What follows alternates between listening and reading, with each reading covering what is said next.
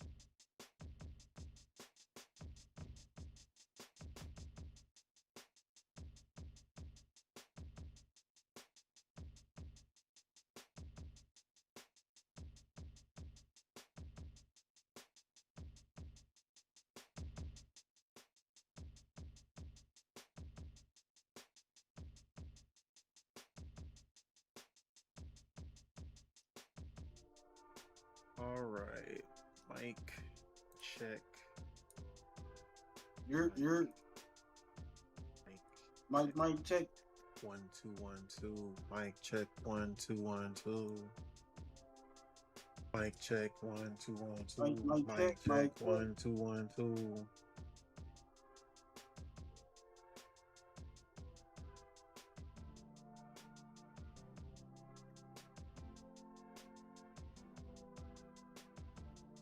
All right. Sorry about the late arrival. Here we go. All right.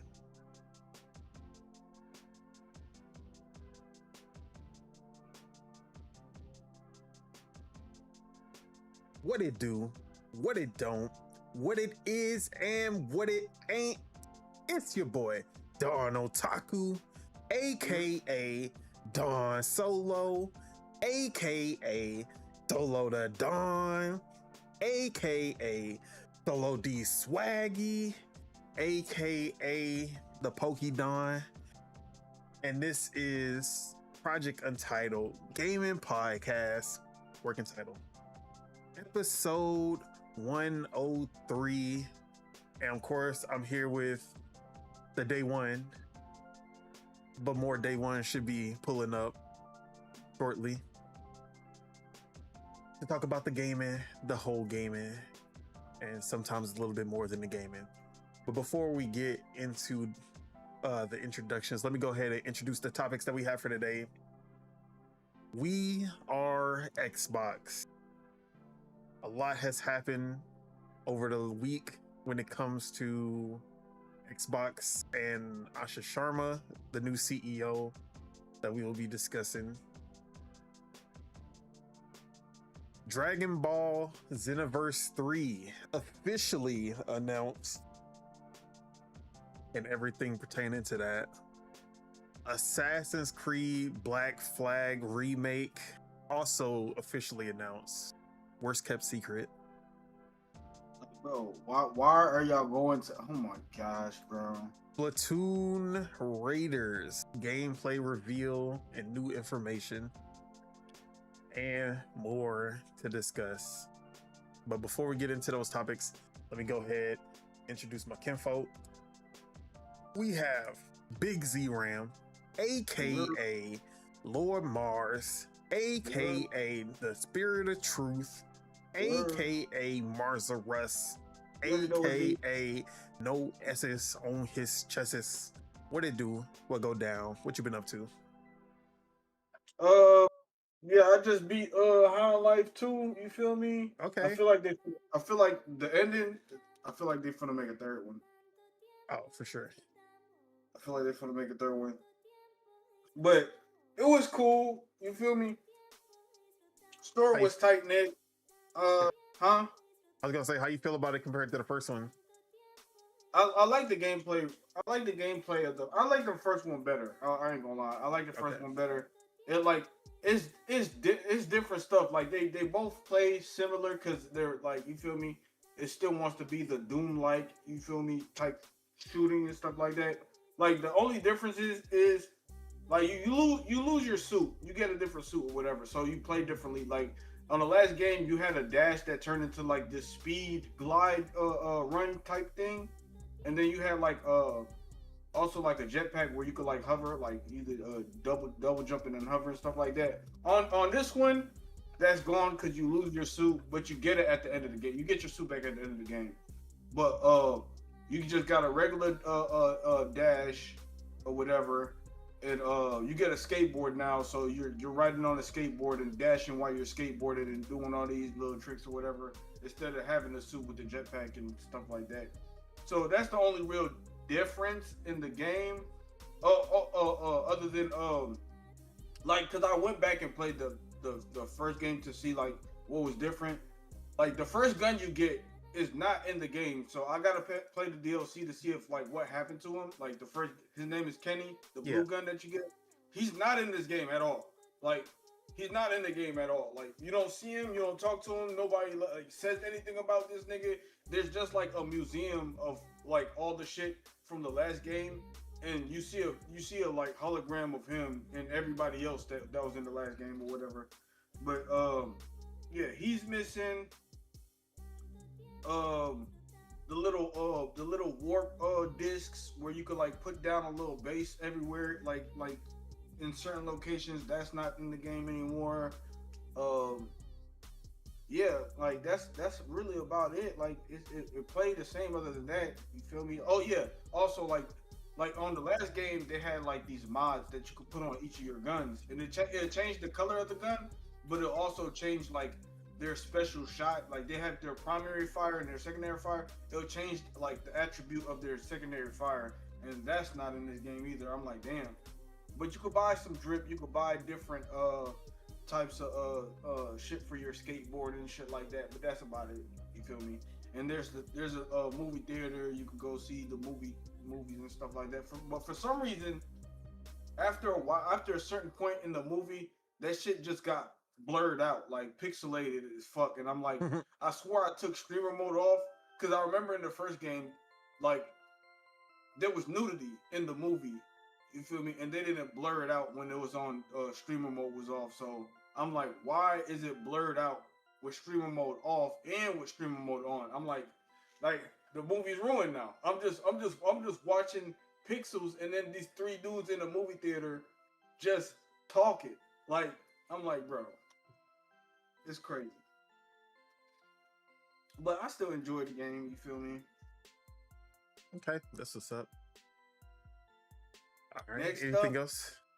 Outer Worlds 2. I just gotta beat Outer Worlds 2 now, and then I'm free to find my next game to play. My next Let's Play. You feel me? Because I had picked up that game before finishing Outer Worlds 2, so it's still on the back burner. But yeah. All right, no doubt. And we have King Casso, aka the Casso Show, aka the CODGOD. What it do? What go down? What you been up to? Dude, nothing much, honestly, man. What's going on, everybody? Cooling on the patio right now, enjoying the view of the mountains. Just relaxing, nothing crazy. I ain't been on the game lately because I've been kind of rebranding for my content and stuff. Not really rebranding, but just making my branding a little bit more official for the concert show and stuff like that. But nothing too crazy. I'll probably be on Valorant a little later on today. But yeah. All right, no doubt. And as for myself, as you can see on the screen, been heavily playing Vampire Crawlers. And that is the new game from the Vampire Survivors developers. It's basically a deck builder, turn-based version, like turn-based deck builder, dungeon crawler. With the inside the same universe as Vampire Survivors. So you get the same characters, the same weapons, same enemies, even the maps, but instead of that top-down view, you're now getting to see everything in first person. Still pixelated, still like the same pixel art style that they were going for, just in first person now. And instead of the Survivors like gameplay that they created, it's now a turn-based, card-based RPG. And somehow they have ended up like somehow they were actually able to make this. Is it still a roguelike or is it Yes. a regular RPG? It's the roguelike. Yeah, it's still when you die you have to start over, but it's stage based. So it's not like a roguelike where you have to like complete the entire game without dying. You just have to complete the stage. So yeah, but somehow they were able to make this game just as addicting, even though it's a completely different gameplay style, which makes no sense. I fuck with deck builders and I fuck with RPGs like this. Like I haven't played it yet, but when I watched the whatchamacallit about it, the showcase, I was like, yeah, this could be addicting as fuck. I'm like, this game could be addicting as fuck. Yeah, bro. so they kept everything that made the Vampire Survivors like the Vampire Survivors game so good, which is the evolution system with the weapons and that like the music, the addicting level up system where every time you kill enemies, those blue gems come out, and then you level up and you get new cards, which you keep on stacking all of these cards until you're just a fucking you're a god. Like that's what ends up happening usually. And that power fantasy that you get in Vampire Survivors, where you just like there's nothing that can kill me. I'm unstoppable. The same thing will happen in this game if you play your cards right. Aha, pun intended. But I love. So I've played a lot of deck builders. I love Monster Train. I love Slay the Spire, Theme World Quest. But this one is different than any of those that I've played before.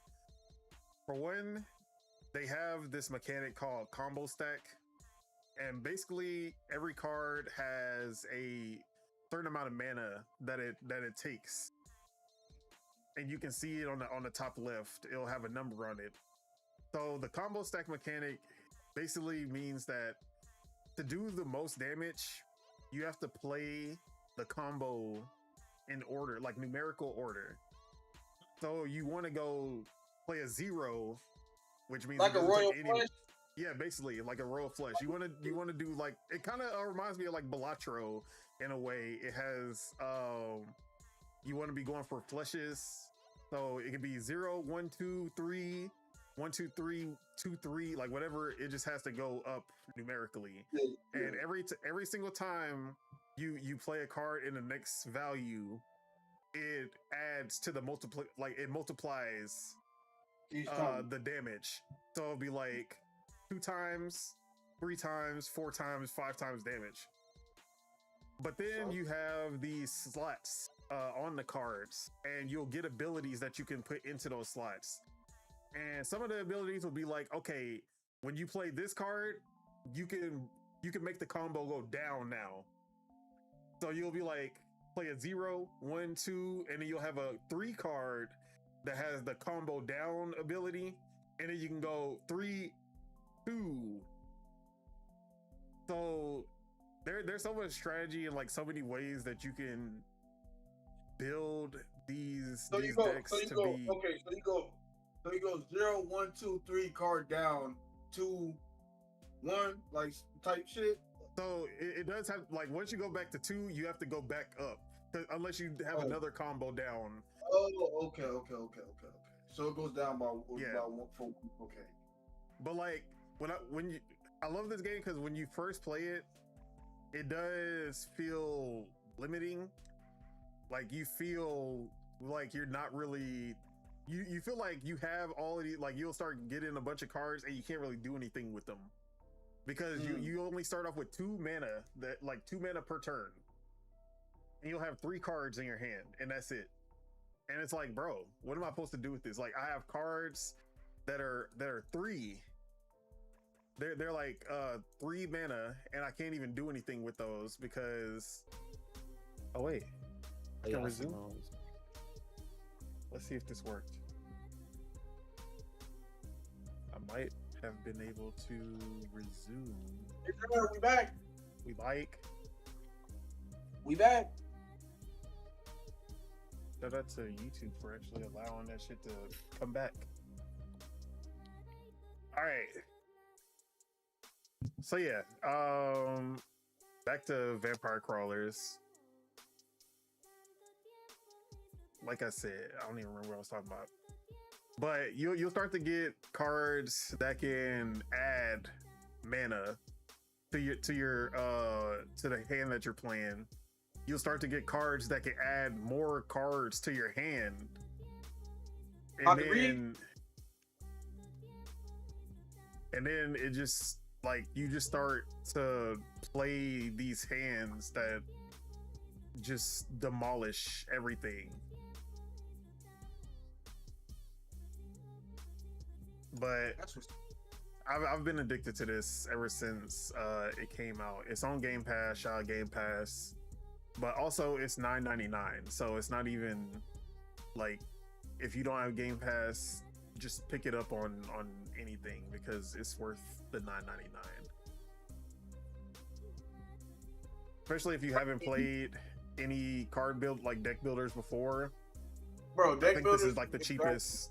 It's like the cheapest one that you can get. What was the other deck builder game? That was like multiple games inside of one game. I forgot what that shit was called. Multiple games inside of one. Yeah.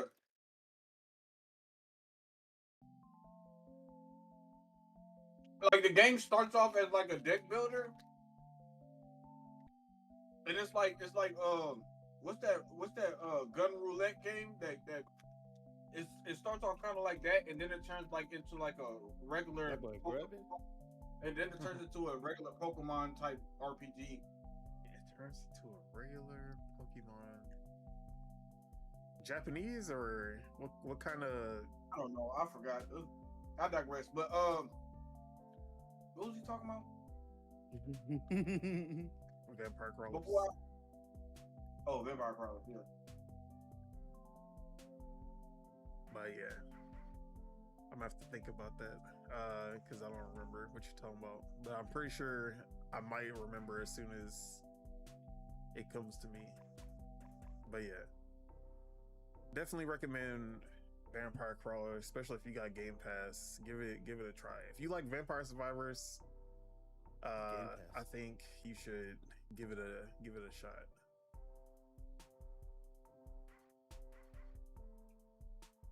And I am also reviewing Killing. Shout out to Double Fine for providing a review code. I'll be putting out my review probably next week on this game. But I played the open beta, but I'm still enjoying Killing so far. I do wish there was a little like more modes than the quench mode that they have. It's only one mode and it's like this MOBA-esque kind of mode. I do feel like this game needs a little bit more to it to really take off. But I do think the quench mode is pretty good by itself. Also, I do feel like the customization being kind of like a lot of the elements of this game are locked behind leveling up, which kind of sucks.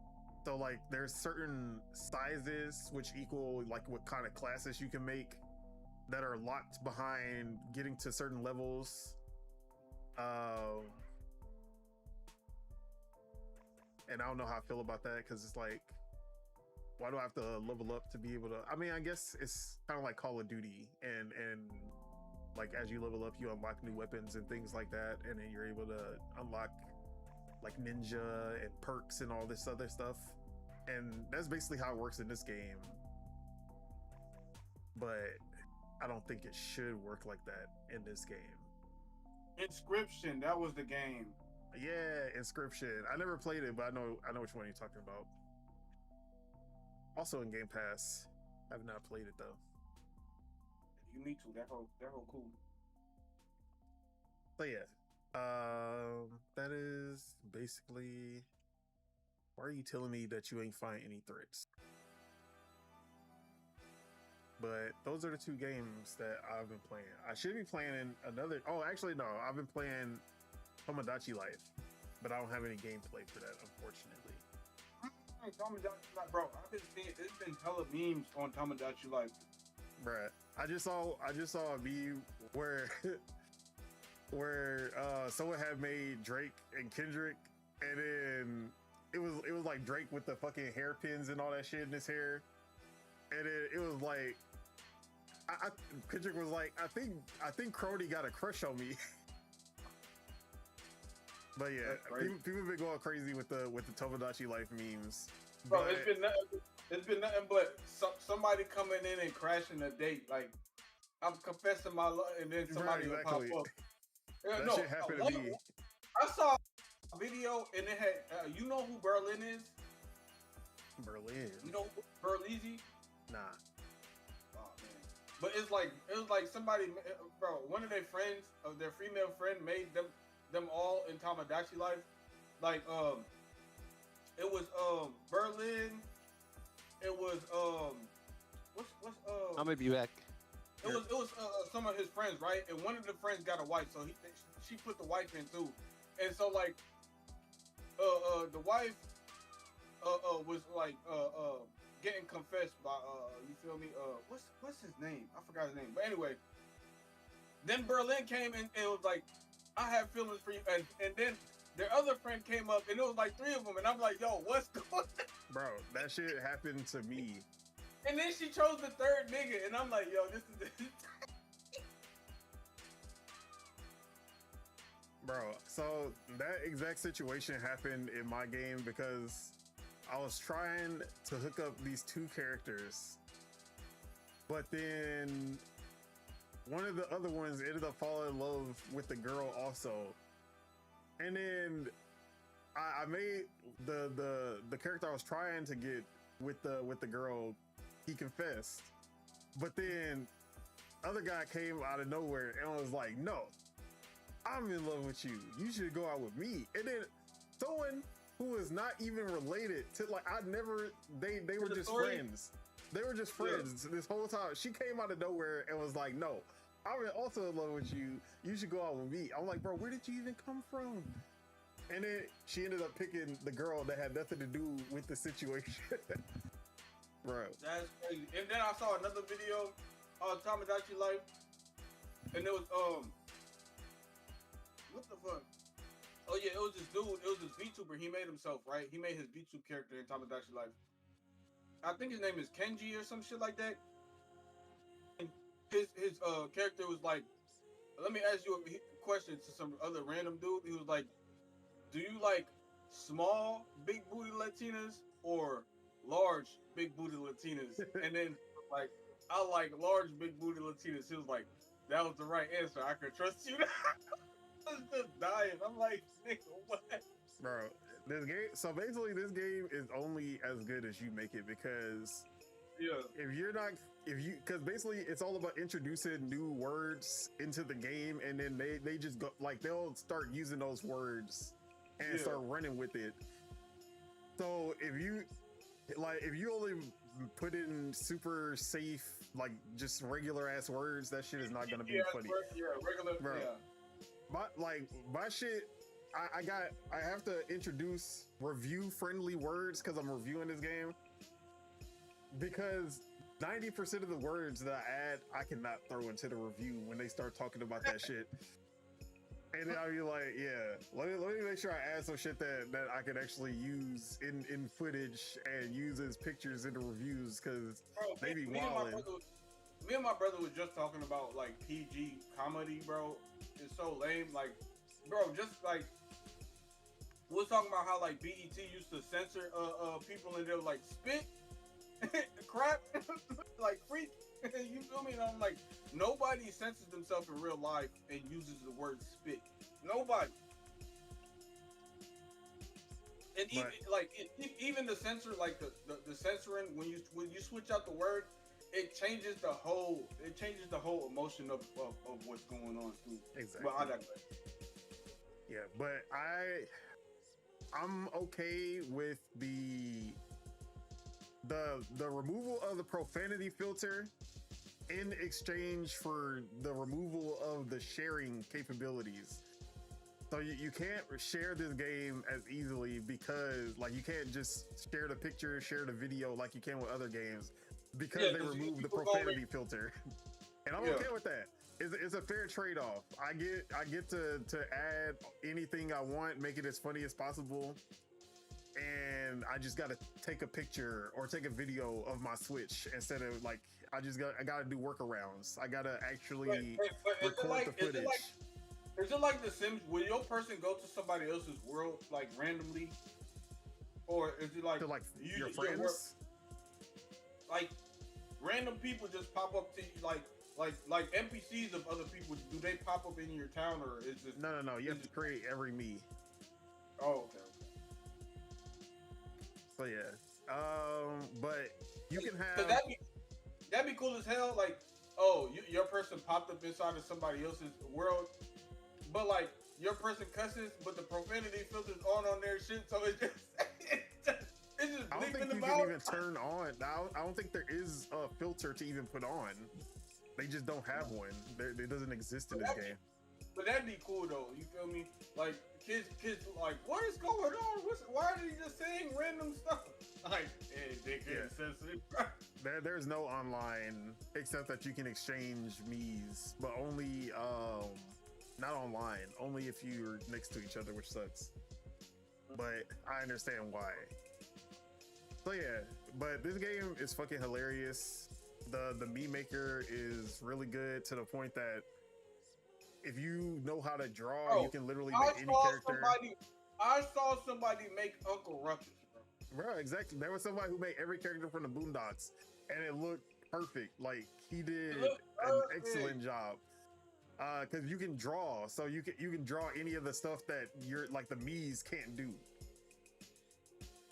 But somebody also had made, someone had made whatever the fucking devil name from Death Note and Light Yagami. Oh, the Yagami from Death Note? Yeah. And then it just had a scene where the Shinigami was like floating away, and then he dropped his Death Note, and then Light picks it up, and he's like, you dropped this. And then the Shinigami fell in love with Yagami. Hey, I'm like, bro. Yo. Bro. But there's so much just random events and just hilarious as cutscenes that happen. Even when it's not something that has to do with like the content that you've put in. Like the content, like the cutscenes and interactions that they put into the game are fucking hilarious. Like I made myself, of course, and then I made Cindy, and there was one scene where I was like doing something, I was distracted, and then Cindy was sneaking up on me, and then she put her hand on my shoulder, and she's like, "Hey!" And then I just grab her hand and I just throw her ass out the window. And she's like, "Ah!" I was like, "What the fuck?" Throwing it out the window is crazy, bro.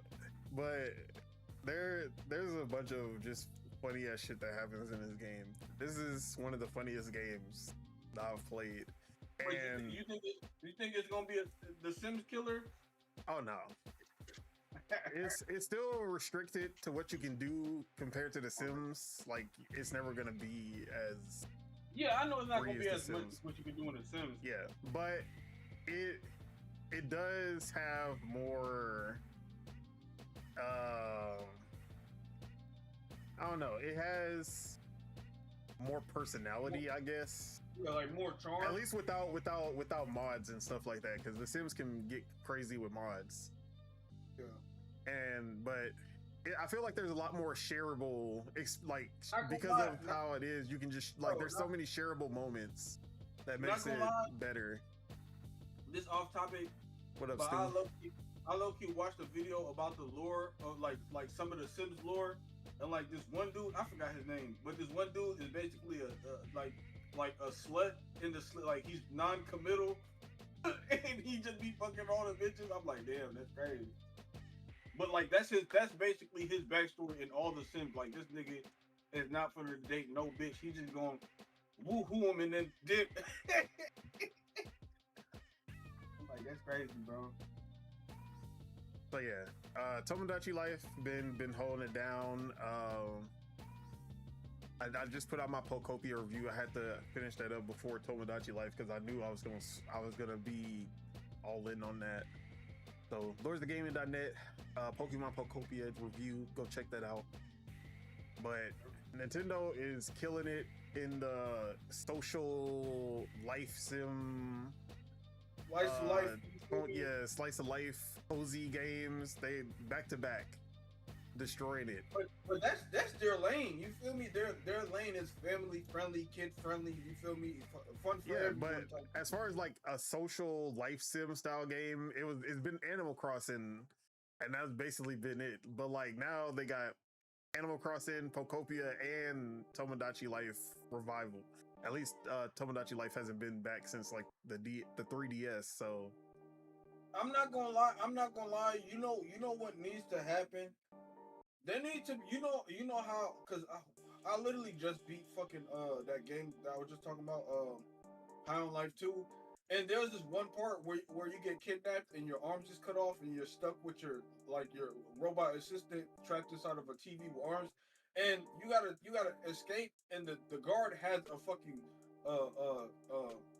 not a Neopet. What's the other version of the Neo? What's the other thing that they call it? A Tamagotchi. oh yeah, Tamagotchi. Yeah. He's like that Tamagotchi is getting on my nerves. I'm like, they should, like, these game companies should, like, they should make versions of Neopets or Tamagotchis where you could put characters from your game. You almost like the Child Garden. You feel me? Like, why don't somebody take the Child Garden slash Neopet slash Tamagotchi and just make that a thing with the games? Like, oh, you could take your favorite game character and put them inside of the little Neopet Tamagotchi device and then take it with you. You feel me? Like, bro. Pokemon had something like that, but they The not Pokemon in the Go modern, yeah, but like not modern. They do need to make an app where you just take your Pokemon on your phone and then you can like take care of them in the phone and then bring them in and they get stronger in the game or something like that. Exactly. Like, bro, and then to get, like, you can just have the game as your fucking screensaver. Like, you feel me? Like, they're like the little avatar shit. It's almost just like Tamagotchi. You feel me? They're just there inside the little world or whatever. That should be lit. But yeah, that's what I've been playing. It's been Vamp Life, Tomodachi Life, Poke Life, and Pottery Life. That's what we be on. And High on Life. And High on Life. I really need to pay the DLC to know what the fuck was going on before the game, bro. But other than that, what else I've been on? I think that's basically it. Ace, you back? He muted. Nah, he deafened. He ain't gonna hear me anyway. All right. With that, that's we'll get to his intro after. But let's go ahead and get into the first topic of the day. Let's start with Assassin's Creed Black Flag Resynced. Let's talk about what's in those chicken wraps. What's in your wallet? What's in those chicken wraps? Mary J. Blige is pissed. I ain't gonna lie. I don't even know what you're talking about. I ain't gonna lie. Well, this is off topic. There was an interview Mary J. Blige did, and some lady was talking about her commercial with Burger King with the chicken wrap. You remember that commercial? Not at all. I didn't even know she did a commercial with Burger King. Yes, it was a long time ago, and she's pissed off. Bro. Long time ago. I ain't gonna remember that. Yes, she had, bro, the chicken wrap from Burger King. Yeah. Because there was copying McDonald's. You feel me? It was a long time ago. But so she made it, and she was. It would have been okay if she just did a commercial for Burger King without singing. But she sung for Burger King about a chicken wrap, and niggas, everybody was making skits and making fun of her back then. And then she was like, so she had the interview, and then there was like, the commercial or whatever. Isn't it fun? Isn't it something we could go look back and laugh at? And she was like, that shit wasn't funny. And so like everybody's like, that shit was funny to us, and her being mad about it is even more funny to everybody on the internet. So everybody's just like doing skits and shit, and they're just overly roasting her about this commercial, bro. This shit's hilarious. I ain't gonna lie, Burger King chicken wraps is better than the snack wrap. Not gonna hold you. I don't eat from either establishment anymore. And I wouldn't know. See, when it comes to Burger King, I'll eat they chicken wraps, and that's really about it. Like every now and then, I'll eat their burger, and I'll be like, bro, why do I do this to myself every time? Be tricking myself into thinking Cause you're sick and you don't know no better. I ain't gonna, the only time I go and eat at Burger King or McDonald's is if there's like a stupid deal, bro. Like you getting some shit for Nigga free. trying to get whopped. I'm trying to get some shit for free. That's what I'm trying to get. Trying to whop. But yeah. What? Trying to get that whop. Trying to whop her. But you know, it'd be the closest thing, and then it'd just be like, yeah, that's what's happening. But let's talk about Assassin's Creed Black Flag Resynced. And I never played Black Flag. I gave up on Assassin's Creed for a while after 3. How many remakes or remasters has Assassin's Creed even did? They did the Ezio collection, which was terrible. I think they fixed it afterwards, but I remember like everyone was making fun of that fucking remake because those faces were disgusting. And then that was it. That's the only Assassin's Creed remake that they've done was 1 and 2. Or sorry, it wasn't even 1 and 2. It was 2 and no, it was 1 and 2. I can't remember honestly.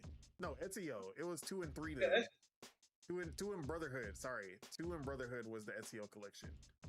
Okay, let me make sure. Let me look it up. Because Ezio is the second dude, right? Yeah, that was Assassin's Creed 2. So it was 2 Brotherhood and Revelations. That was the Ezio collection, and that was a remaster. It was not a remake. Okay, so they never remade the original. So they never remade the original. They just skipped all the way to fuck the Black Flag to make a remake.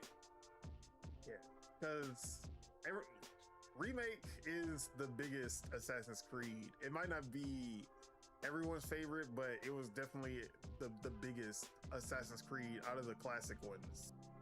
Mm-hmm. So that it makes sense why they went to Black Flag. But also the main reason that they really went to Black Flag is because they wasted so much money on Skull and Bones, which used assets from Assassin's Creed Black Flag, and then they like made this whole 4K game that was ass, and they needed to reuse those assets for something to make it work, like to make it worth it. And that's what Assassin's Creed Black Flag is. It's using assets, reusing assets from Skull and Bones. And that was a whole pirate game in the first place, so it just made sense to make a Black Flag remake quickly using those assets that they already made for Skull and Bones. But they've done a lot with this. It's not like just a prettier game. They upgraded the combat, they upgraded the stealth, they upgraded the parkour, and Black Flag is the 4th game or the 5th game? Yes, the 4th. It was AC4. I mean, it's AC4, but you know they had like games in between, like Brotherhood and shit like that. So it's really like the 6th, 7th game, some shit like that. Yeah, we talking about the main installments. Yeah. Cause really me, bro, I was pissed after the 3rd game. So this game left a bad taste in my mouth too. Cause I like after pissing me off with number 3, and then water, too much water. Yeah. So I never played AC4. I never played Black Flag at all. Like not even booted it up once. Cause I was done with it. I was done with Assassin's Creed until further notice. After Brotherhood, really, I barely touched 3. Yeah, I never played any of the spin-offs. And then I was like, okay, like I'm done with Assassin's Creed. Like I don't really see any reason to come back. And it wasn't until I played Origins that I was like, okay, we back on. Bro, because the thing is, it was feeling like, bro, Assassin's Creed after a while was feeling like Dynasty Warriors, bro. Like, nigga, I'm doing the same shit. Like, just the same. Like, you just pressing X, parry, pressing X, parry. Like, bro, that shit, the combat shit. was ass until Origins came out, and then they made it into an RPG, and then that shit changed, like revitalized the franchise again. But after the third one, I was like, yeah, like all of the characters from modern times, I don't give a fuck about. I don't really only care about the historical characters now. Like, that shit pissed me off. I ain't gonna lie. I still don't even know like what the name of the character that you play as in Odyssey and Valhalla and what's it called? I don't know her name. I don't know the name either. Like, after Desmond died, it was like I don't care, honestly.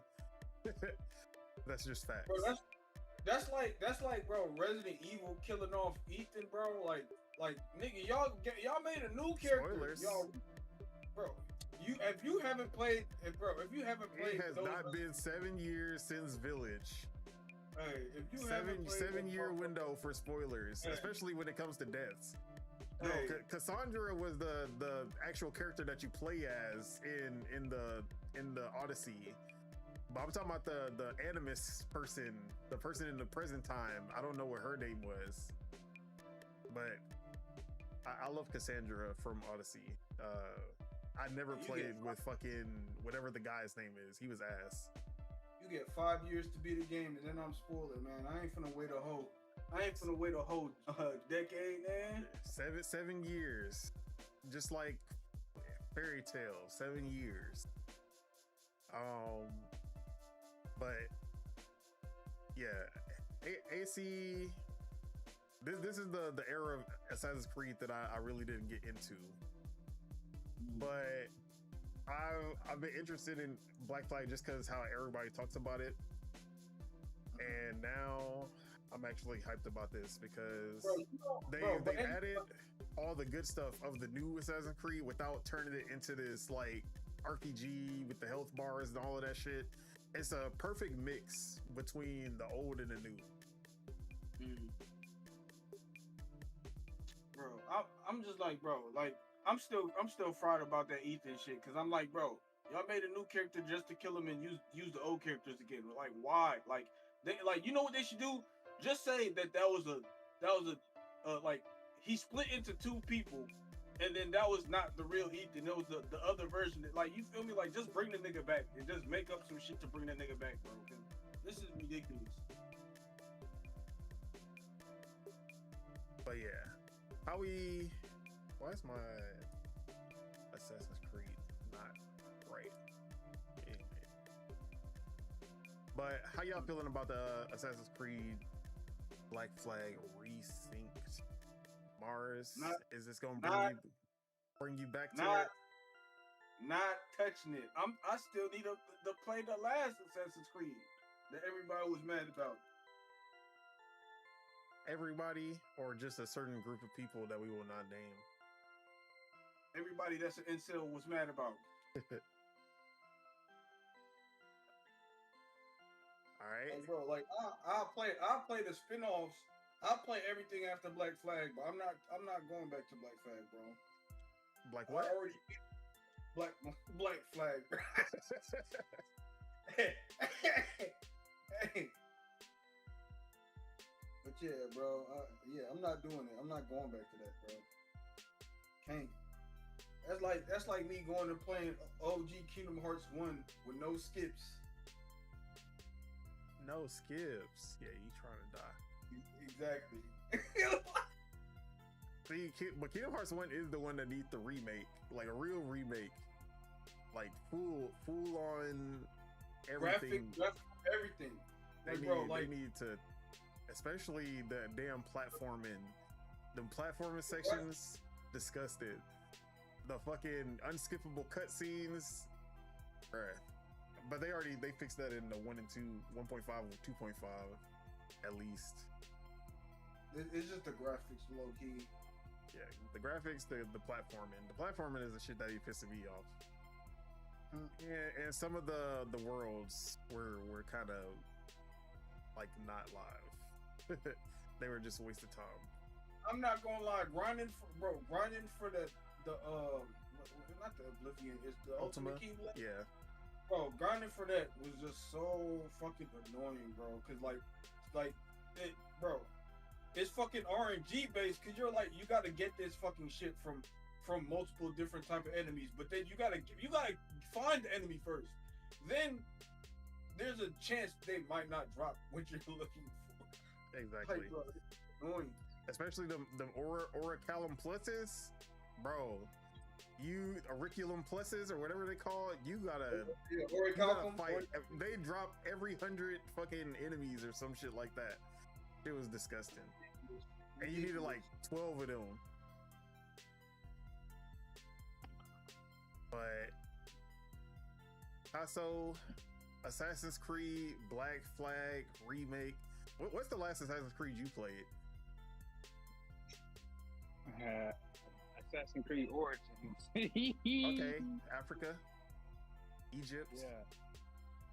But but the way you talking about it, it don't sound like it sound like some re-rock, some repurposed re-rock. It is re-rock. Like, You know, I mean, it's definitely It's double re-rock. It's double re-rock. Yeah, it's double re-rock because they re-rock the Skull and Bones assets. But you know why? Like, you already made a pirate game that didn't do that good, but it looked good at least. Why not use those? But why does pirate align so well with Assassin's Creed? Because Assassin's Creed 4 was a pirate game. It was about Edward the Pirate or whatever his name was, and it was basically Pirates of the Caribbean, Assassin's Creed.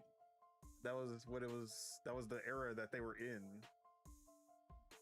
The age of piracy. Yeah. So it just makes sense. After this, they did the American Revolution, right? The way I feel. No, that was 3. That was before it. Oh, that was 3. Not too many. Like, I don't feel like it's too easy to mess up Assassin's Creed. That's my thing. Like, it don't seem like Assassin's Creed a good enough game to where you can drop one and I think it's gonna be good enough. Like, bro, like, I'm tired of Assassin's Creed, bro. Like, I want a Prince of Persia, nigga. Fuck, like, bro, like, nigga. You're not lying. We not gonna talk about what happened to the Prince of Persia remake, but What happened to it? They canceled it. They canceled it months before it was supposed to come out. Don't even need to be no re-rock, bro. Like just give me a Prince of Persia, bitch. I mean, we got a Prince of Persia game and nobody bought it. Shout out to The Lost Crown, the best Metroidvania in the last 5 years. Better than Silk Song. So it was competing up against a Metroid game? It was a 2D Prince of Persia game, but most people want the classic the 3D. Like, why are they? Exactly. Wait, like, see, nobody understand that. game. Wait, Loki, can't you get demonetized for smoking on YouTube? We don't know that. Smoking cigarettes? Turn your mic off. Turn your mic off. Oh, your camera off. It's a cigarette. Yeah, he's just smoking a cigarette. And Randy said I smoke cigarettes. Okay. Just a cigarette. But hey, YouTube not dumb, but y'all got it. But yeah, what were you about to say? I forgot what I. Prince of Persia. We're talking about Prince of Persia being 2D. But yeah. Nobody don't want no 2D. Like I get it. Like it's for the I feel where y'all are coming from with that. It's for the artistic value. I get it, bro. But it's not. It's like they want, like, the Prince of Persia people want that Prince of Persia game. They want it to be on the same level of Assassin's Creed. They want that 3D, the time elements and everything. God of War. You feel me? It's supposed to.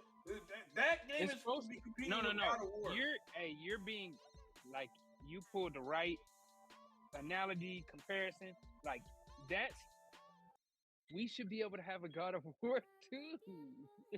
And Prince of Persia be feeling like that, bro. Bro, exactly. Like, isn't Prince of Persia one of the games inspired that God of War in a sense? Yeah, it was.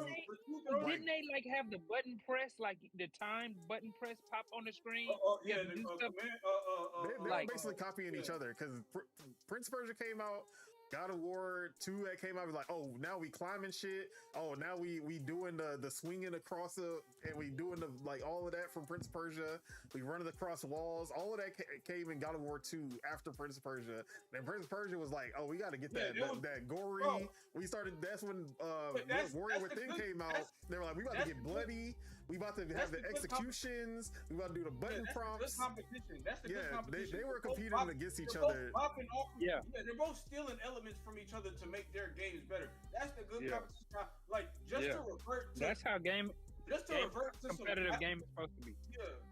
But just to revert to competitive game creation. But when I saw the Lost Crown, I was taken aback. I was like, why they doing 2D? Like, why we going back to 2D? Like, come on, bro, y'all couldn't invade. That was a crazy. Yeah, it just left a bad taste. And it's just like how much do you think you can sell me that game? A 2D game? Like, it ain't like, bro. It ain't like hit, though. That's the thing. Oh, no. It hit, and it was my favorite game that year. Either way, like that's what I'm saying. It actually hit. That game wasn't for every Prince of Persia fan. It was for Prince of Persia fans that like Metroidvania. Like, you feel me? So if you like, even if you're not a Prince of Persia fan, you like Metroidvania type games, that's for you. It's not for the OG, like, and that's what pissed off the base. You feel me? Like, bro, nigga, the fuck, like, bro. If the remake would have came out first and you had a real like Prince of Persia game to play, and I was like, okay, here's extra on top of that. Like, I walk into an establishment and I ask for some fried chicken and you give me grilled chicken. It's chicken. But this not what I fucking ordered. Yeah, but it's not what I asked. This not what I ordered. Like the people that like real food, cool. They could enjoy their chicken, but this not what I. This not what yeah. I say like I want some Cajun fried chicken, and then they give you Cajun fried fish, and you're like, yeah, I like Cajun fried fish too. But I wasn't in the mood for Cajun fried fish right now. Matter of fact, give me my money back. Fried chicken. Exactly. Matter of fact, give me my money back. You expect me to pay for this? Exactly. Yeah. Matter of fact, give me my money back or prepare to go chicken meal that I asked for. Yeah. Give me this. Yeah, give me this. Give me this plus and the chicken. And that. Exactly. Hey, I ain't gonna lie. Listen. This is my thing. That's the best advantage to picking up stuff and then taking it home and eating it. When you get home, if it's something wrong with it, but you can still fuck with it, you get to eat, and then you call them. Yeah, because what I asked for was this, and it doesn't have any of this. It doesn't have any of this. So that reminds me of I ordered some and then they try to make it seem. I ordered some Instacart and they gave me somebody whole other order, and I was like, hell no! I got my refund and got to keep the groceries. Like, you feel me? I'm like, it's contaminated. I'm like, it's contaminated. This is not what I ordered. I'm not paying for some shit that I didn't order, and now I get to keep the shit that you sent me. Like, bro, bro. I love when Instacart fuck up because now I got some free shit. Yeah. Like, bro, one time I ordered from Instacart and that shit went to a whole nother. It went to the whole nother building, and so I had to go to that whole other building. Like, and it had the picture of that other building's door too. It didn't have a picture of my door, so I disputed that shit. It was like $90 worth of groceries. I got my whole $90 back. I got my 90 back, and I got my groceries. I went up there to go grab that shit. I said, "Fuck nah, nigga. I need that shit, and I want my money back." So hold on, did Prince of Persia that year, the 2D one, it did good? It got like it reviewed good, and everyone who played it like said it was one of the best games of that year. But nobody played it except for like people who cared, like me, which like it's like they stuff aspects like that. should be thrown in the game as in-game side shit. Like say for instance, you got to pick a lock on Hitman. It opens up a big screen. Then you got to move you got to do you feel me? Like it's like a side game. It should be something. Boom, you activate a talisman. Boom, you go into this little animated. You feel me? Like it shouldn't. Prince of Persia, bro, it had a depth to it. See, but we also you're gotta remember literally where Prince taking of Persia it came from 3D. No. They took it from 2D It's to taking 3D. depth from it. It was, and then back to 2D. Like OG, So that's like that's what I said. Prince of Persia started off as a But 2D game. no. But things are supposed to go that way though. From no, 2D to 3D Yeah. and shit. Like look, 4D if you can. 5D. Look, it's like this. Guess what other number one game, the number one anticipated game right now, that's 3D, that used to be 2D. That if they went back to 2D, niggas would be pissed. You know what game I'm talking about? Because everybody's contemplating getting a console for the game. I really don't know which game you're talking about. GTA was 2D. GTA, yeah, GTA. Yeah, okay. It went back to That 2D. After GTA 3, after San Andreas, after Yeah, I thought about it as Vice soon as City, you said it. they went back to 2D with Chinatown Wars.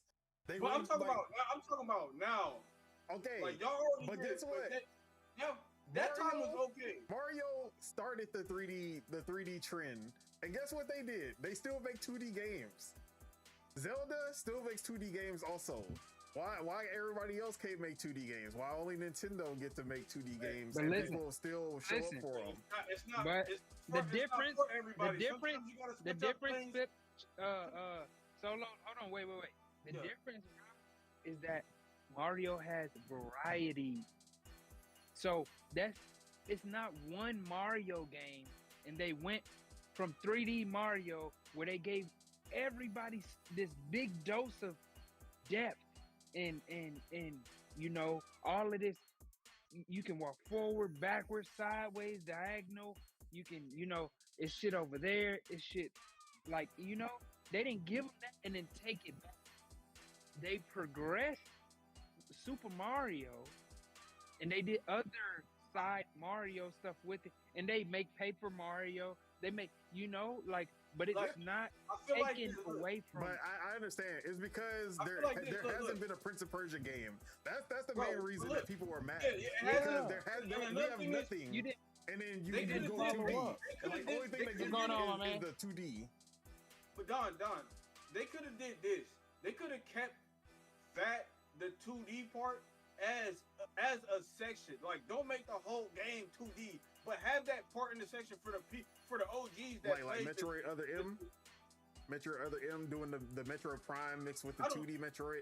See, like, even like Nintendo is the only one who That's can what get I'm away with saying. making a 2D game and then making a 3D. Like, they can just keep making 2D and 3D games. Yeah, Like, it's not because everybody else can't do the same shit. Like, you feel me? It's like some people could switch up and go back to the old format, but some people Yeah. gotta stay in that new lane that y'all paid for yourself. They Or need y'all- to- it's gonna yeah. backfire. look, God of It's War gonna- tried to go It's 2D. literally going back. And You're nobody liked paying that shit. your own lane, bro. You're gotta making pay your the- own. yeah, you gotta make your own gotta lane. listen. Like, I get it, bro. Like, but I See, feel now- like now, also, it- I feel like also, like demos, trailers, all of that stuff is opportunity for these companies to really peep how the audience is reacting to what's going on. Like, Look. but I feel like it's so much ego. It's like once you make a trailer or once you make a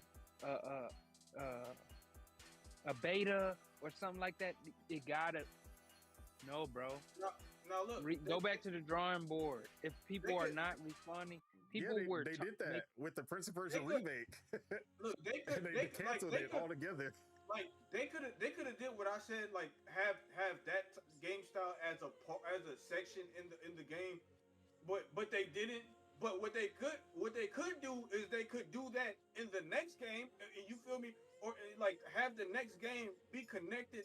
Like even if they don't add that, they can have if the next game play like if the next game play like what's the other Prince of Persia? Which one was the best one again? Sands of Time. Was it the Two Thrones? Which one was the best one? Are you talking about the entire trilogy, or just like the best one out of that trilogy? Like if they the best one out of the trilogy. If the next one is like that, and then they put that like Sands of Time. Like, they put the 2D version. They put the 2D version in there for like a little segment for the next one. It'd be like it'll be cool still too. You feel me? It'll be like, okay, all right, maybe I could go. Maybe I could go and play that. Go back there and play the other one now. You feel me? Like, I don't fuck with the disrespect of 2D games. I feel like people see 2D and think lower quality, and that's really what it is. That people see 2D and they're like, that means it's less quality than a 3D game. But that is not how it should be. A 2D game can be just as good or better than a 3D game. Oh yeah, it was Two Thrones. Two Thrones was the best one. Yeah, that was the one with the Dark Prince, where you turn into the evil one. You had the chains. He had the chains. The chains of Olympus. Exactly. Like, bro, when it was God of War, bro, what? Niggas is asleep. But it's like I said, like I'm not. As soon as I seen it, like them doing that, even though like they're targeting their original base, which like it's cool, but it's like y'all did it wrong. Like the way that they went about it, they did it wrong, and that's why they didn't get the sales. What pisses me off though is that Prince of Persia: The Lost Crown was like we like literally the year before Prince of Persia: The Lost Crown came out, and everybody was hating on it without even playing it, and they were like, "Ugh, why did they do this? This ain't Prince of Persia, blah, blah, blah." It didn't sell. The next year, guess what game is nominated for all of these awards? Next year, Hollow Knight Silk Song, Metroidvania, another Metroidvania, but it's an indie developer, and Hollow Knight Silk, bro. Prince Persia: Lost Crown is so much better than Hollow Knight Silk Song. I don't care what nobody says. They were waiting on it, so you got to add the bias into there. There's bias because it's a game that was already a Metroidvania franchise. It was always a Metroidvania, so it's like, oh, okay, yeah.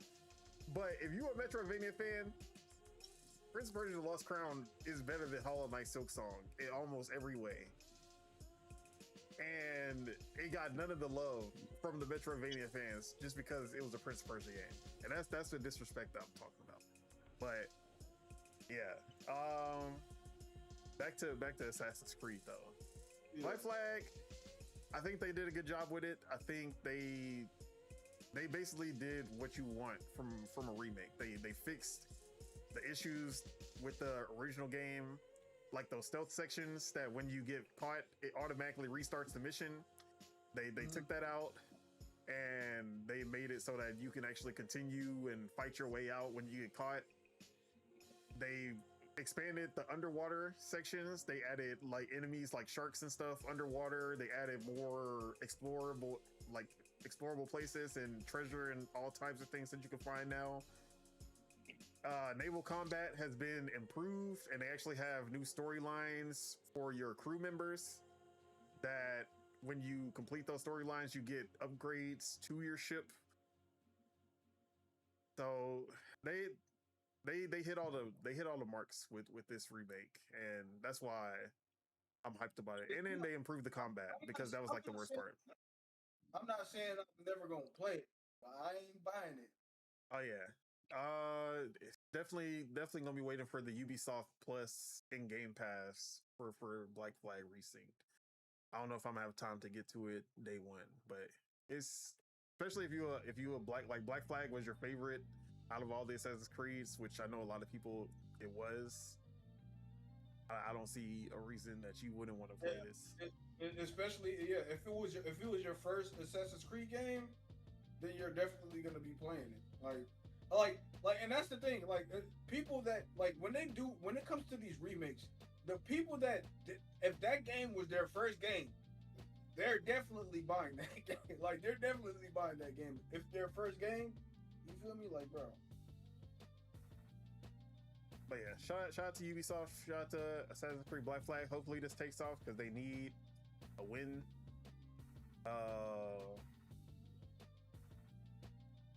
What you Especially got after in your canceling background? Prince of Persia, pissing me off. What's in my background? The game that's on screen right now, Vampire Crawlers. Oh, true. That's that boy Drake behind you. Let's move on to another big game that got announced, or technically re-announced, because we already knew that this game existed. We just didn't know what it was going to be called, even though we kind of had an idea of what it was going to be called. And that is Dragon Ball Xenoverse 3, formerly Project Age 1000.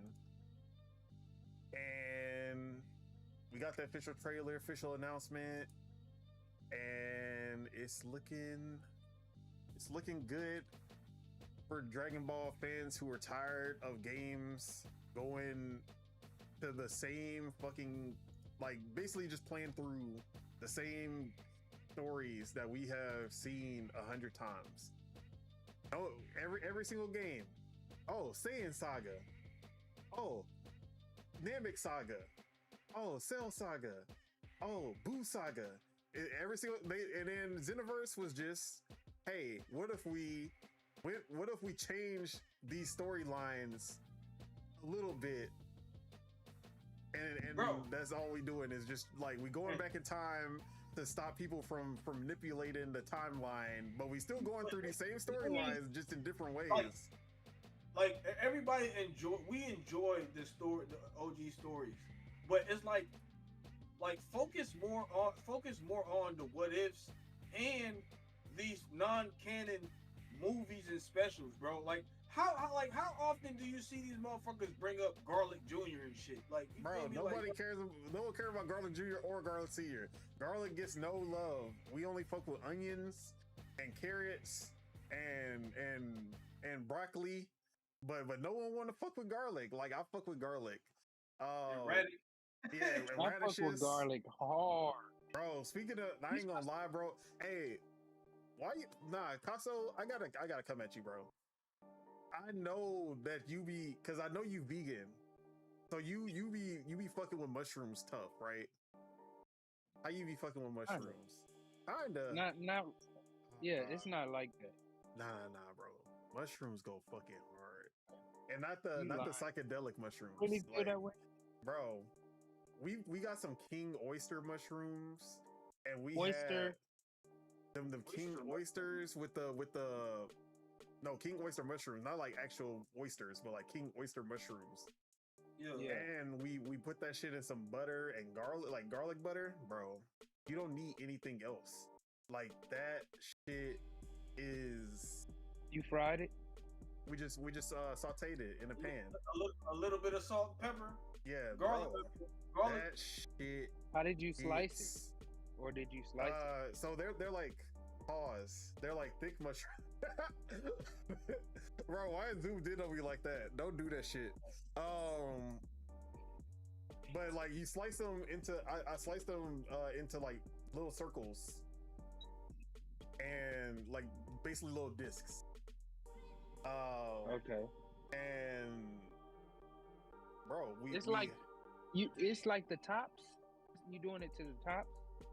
Yeah, so it's because the king oysters is like a really long stalk, but then it's just a like, bro, like pause, but like it got a small cap. head, yeah, a little small cap, and then but yeah, bro, garlic butter and that shit. So it's kind of like asparagus shape. Yeah, but thicker. Yeah. Pause. And so, did you chop it at all? You just laid them in the skillet. Yeah, just slice them up. Not fully chopped, but just little slices into discs, and then saute them in garlic and butter, and then that shit was fire. We had some on a burger, but honestly, even like, you can just eat that shit by itself as a side, and that shit would be fire. King oyster mushroom. but we went to a farmer's market yesterday, and Oh, okay. Yeah, picked yeah, some yeah, up, yeah, yeah, and yeah. they were crazy. It's the thicker. Yeah. Okay, I've seen that one. They've made that into like seafood kind of before. Yeah, You- like people like they were saying like vegans can use them as No. like scallops. Yeah, scallops. Yeah, scallops. So yeah. But mushrooms There's- go hard yeah. if you cook them And right. there's another mushroom too that you could fry. Blue oyster mushroom or some oyster mushroom. forgot I know what which it's one. called. I think they are blue oyster. They got like the lines. They look little. They got the old wrinkly lines. Yeah, yeah. They look like they could be like psychedelic mushrooms, Yeah. but they're not. And they're white though. And yeah, you could batter them up real good, season them, batter them up real good, and fry them. They be like kind of like chicken. Give you that fried chicken, crispy fried chicken. You fry it hot enough. Give you definitely. But I'm not a big mushroom fan. I'm not like one day this year I won't be vegan. Okay. One day this year, but I'll be most likely like Pescatarian. pescatarian. Yeah, Okay, I can see that. I may eat some chicken. I'm just trying to with my journey. I don't know if it's too much, but my journey, like I feel like I went the far drastic to be vegan. Even though I took my little bit of time to become vegan, but I feel like now I know I've used so much discipline to have to be vegan that I know now I can possibly just go and eat some things that aren't vegan and still use the discipline that I need in order to remain healthy. I just don't want to feel as restricted because it is restriction. It's a very restricted lifestyle, and that is fatiguing, and that's where I'm at. That's why.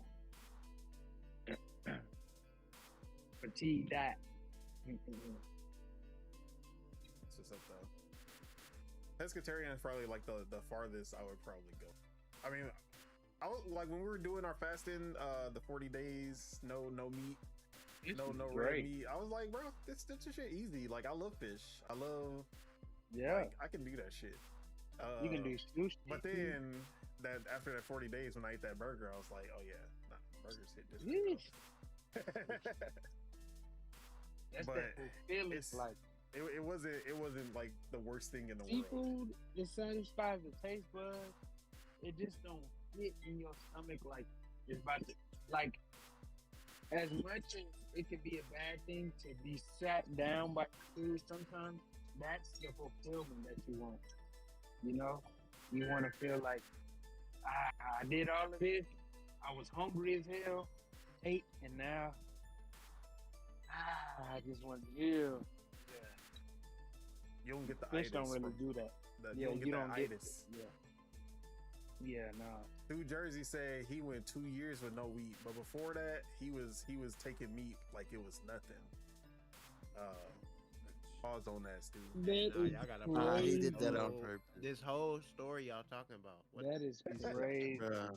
Hey man, He sometimes violated. you know, like I said, a little bit more than the gaming. Sometimes. He did the icebreaker. Next topic. Oh no. But anyways, back to Dragon Ball Xenoverse 3. All right, so we knew that this was Project H1000. That was the first announcement, but with Dragon Ball Xenoverse 3 now, this is the first time that they are going away from the Saiyan, basically just going away from Goku, Vegeta, Piccolo, all of that. Now we're going into H1000, which was the timeline that took place in the Dragon Ball Online game that only released in Japan. We never got to play that shit. At least you could with a fan translation, but if you like, for people who weren't trying to do all that, The only Japanese version of anything that I played was Mother, bro. Like Mother 3. I never tried like to look for any like Japanese only anything. I was like, bro, I'd rather just wait because it, bro. First, Was I you gotta about learn to say? Japanese. Like, you feel me?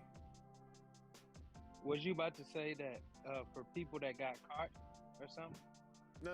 I was just gonna say most people like weren't gonna do all of that to play the game, including myself. Yeah, exactly. Like we knew that it What is existed it? back You then. just have to use a VPN and just You don't even need a locate your VPN. You VPN. just gotta put like download the translation and then download the client. But you gonna have ass connection because the servers are in Japan. You all the way over here. So either you gotta have the like back then, dial up broadband, that shit was not enough. You had to have excellent connection to be able to play overseas. So like it wasn't. It was like I remember downloading that shit, and I remember that shit being in Japanese. And I was like, can I fight through this? Nah, not happening. But yeah, Dragon Ball Online was always that. Like we knew about it. It was always like such a cool concept, like an MMO where you create your own Saiyan or you create your own human, create your own Namekian, create your own whoever, and then like you get to go on your own Dragon Ball adventure. Akira Toriyama was the one who wrote the story for it. He created all the characters for it, and it went into lore that you'll never see in the anime, you'll never see in the manga. It was its own thing that most people, like most Dragon Ball fans outside of Japan, has never experienced.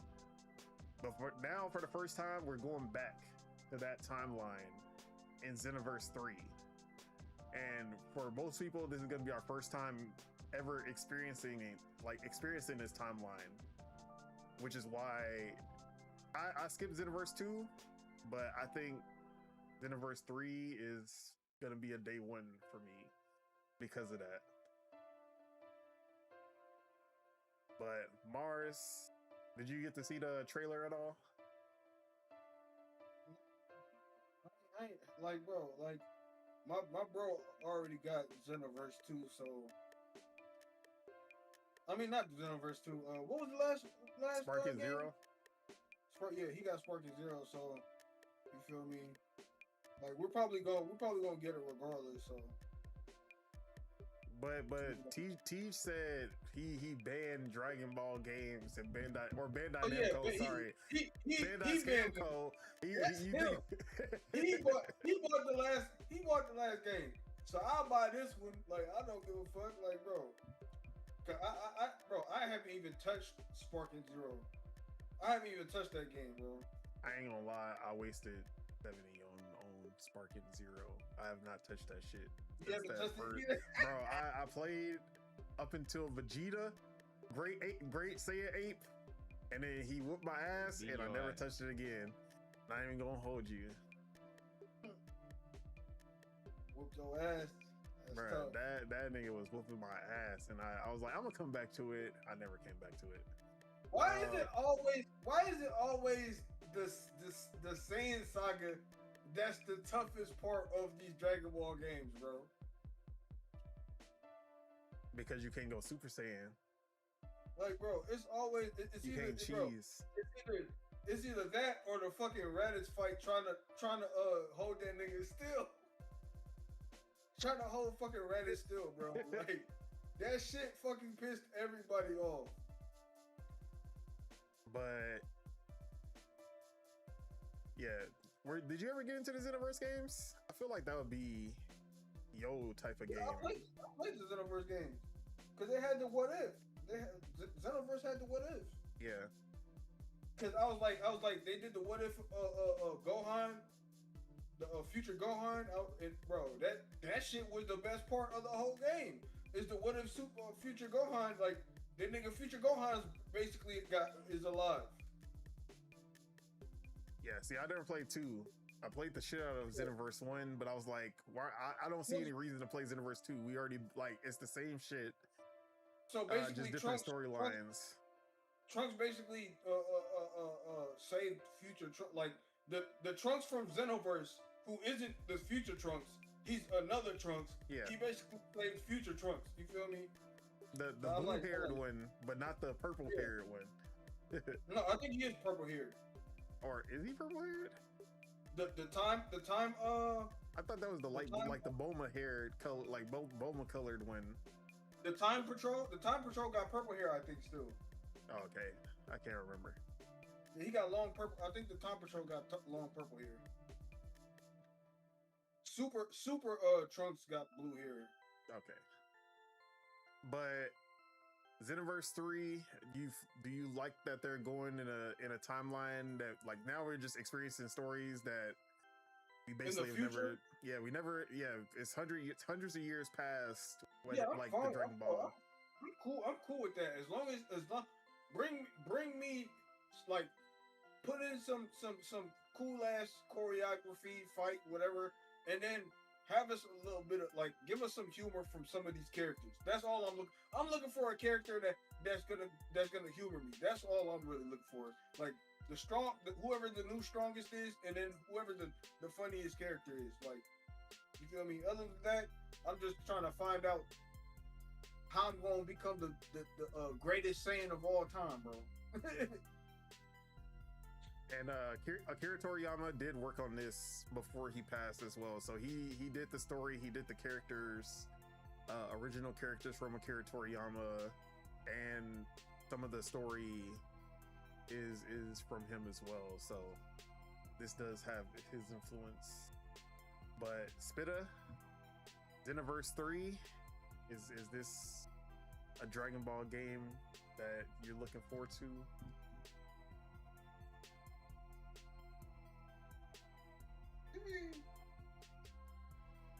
Oh, my bad.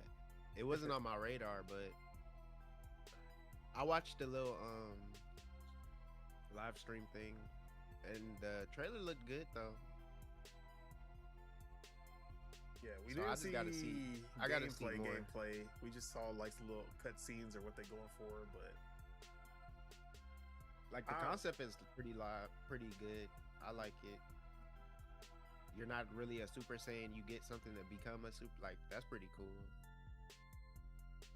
What, on some Ben 10 shit? Yeah. So I just want to see how they do that, and like how pretty much the gameplay is.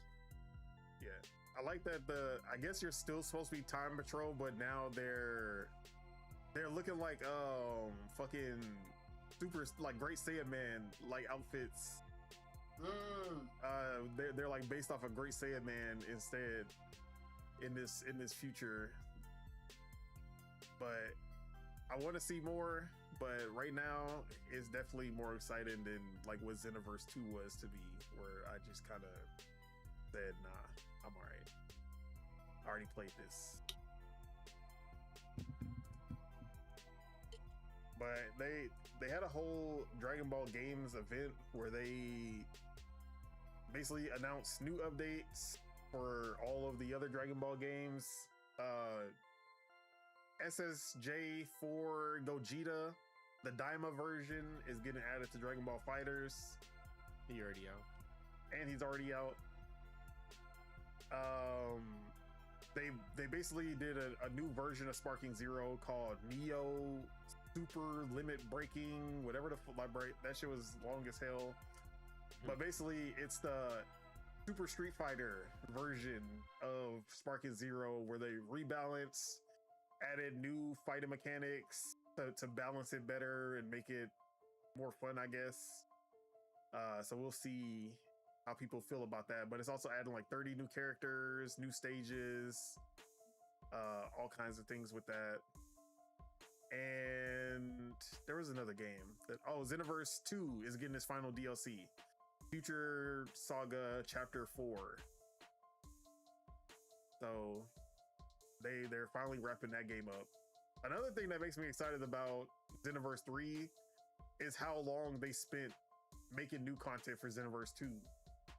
It's not even a live service game, but they treated that shit like a live service game, and they definitely kept that shit going for years. They finished updating Kakarot too, huh? Yeah, they finished updating Kakarot with that Daima DLC. That was the last thing. Hold on. So, shout to like Bandai Namco. At the very least, you could say that they be taking care of their Dragon Ball games. They do not abandon them hoes at all. Bro, they ever fuck up Dragon Ball game, bro? They're getting shipped off to a labor camp. But any of them other anime games, One Piece, Naruto, yeah, Bandai Namco don't give a fuck about any of them franchises. They are shipped, and then they just forget that they exist after that.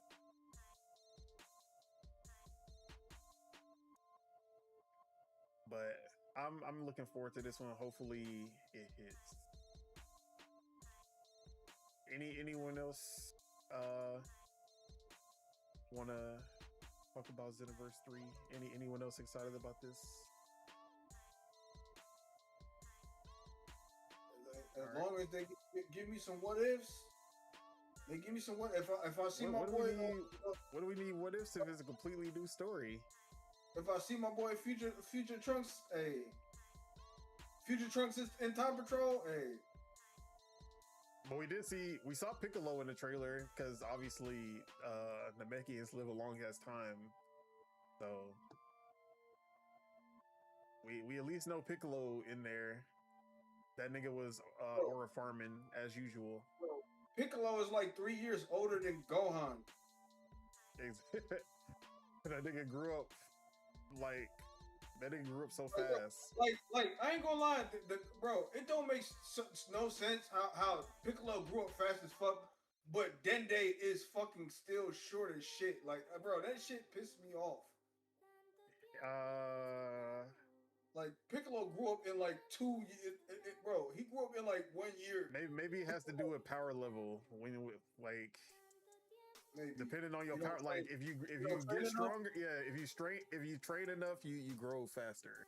If you like meditate enough, because that's what that nigga be doing. He be meditating.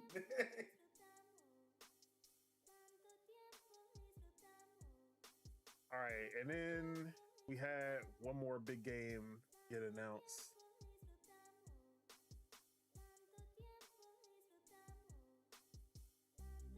And we got one more game. Nintendo announced, or I shouldn't say it was an announcement, but they did a gameplay reveal for Splatoon Raiders, which is a single player focused Splatoon game.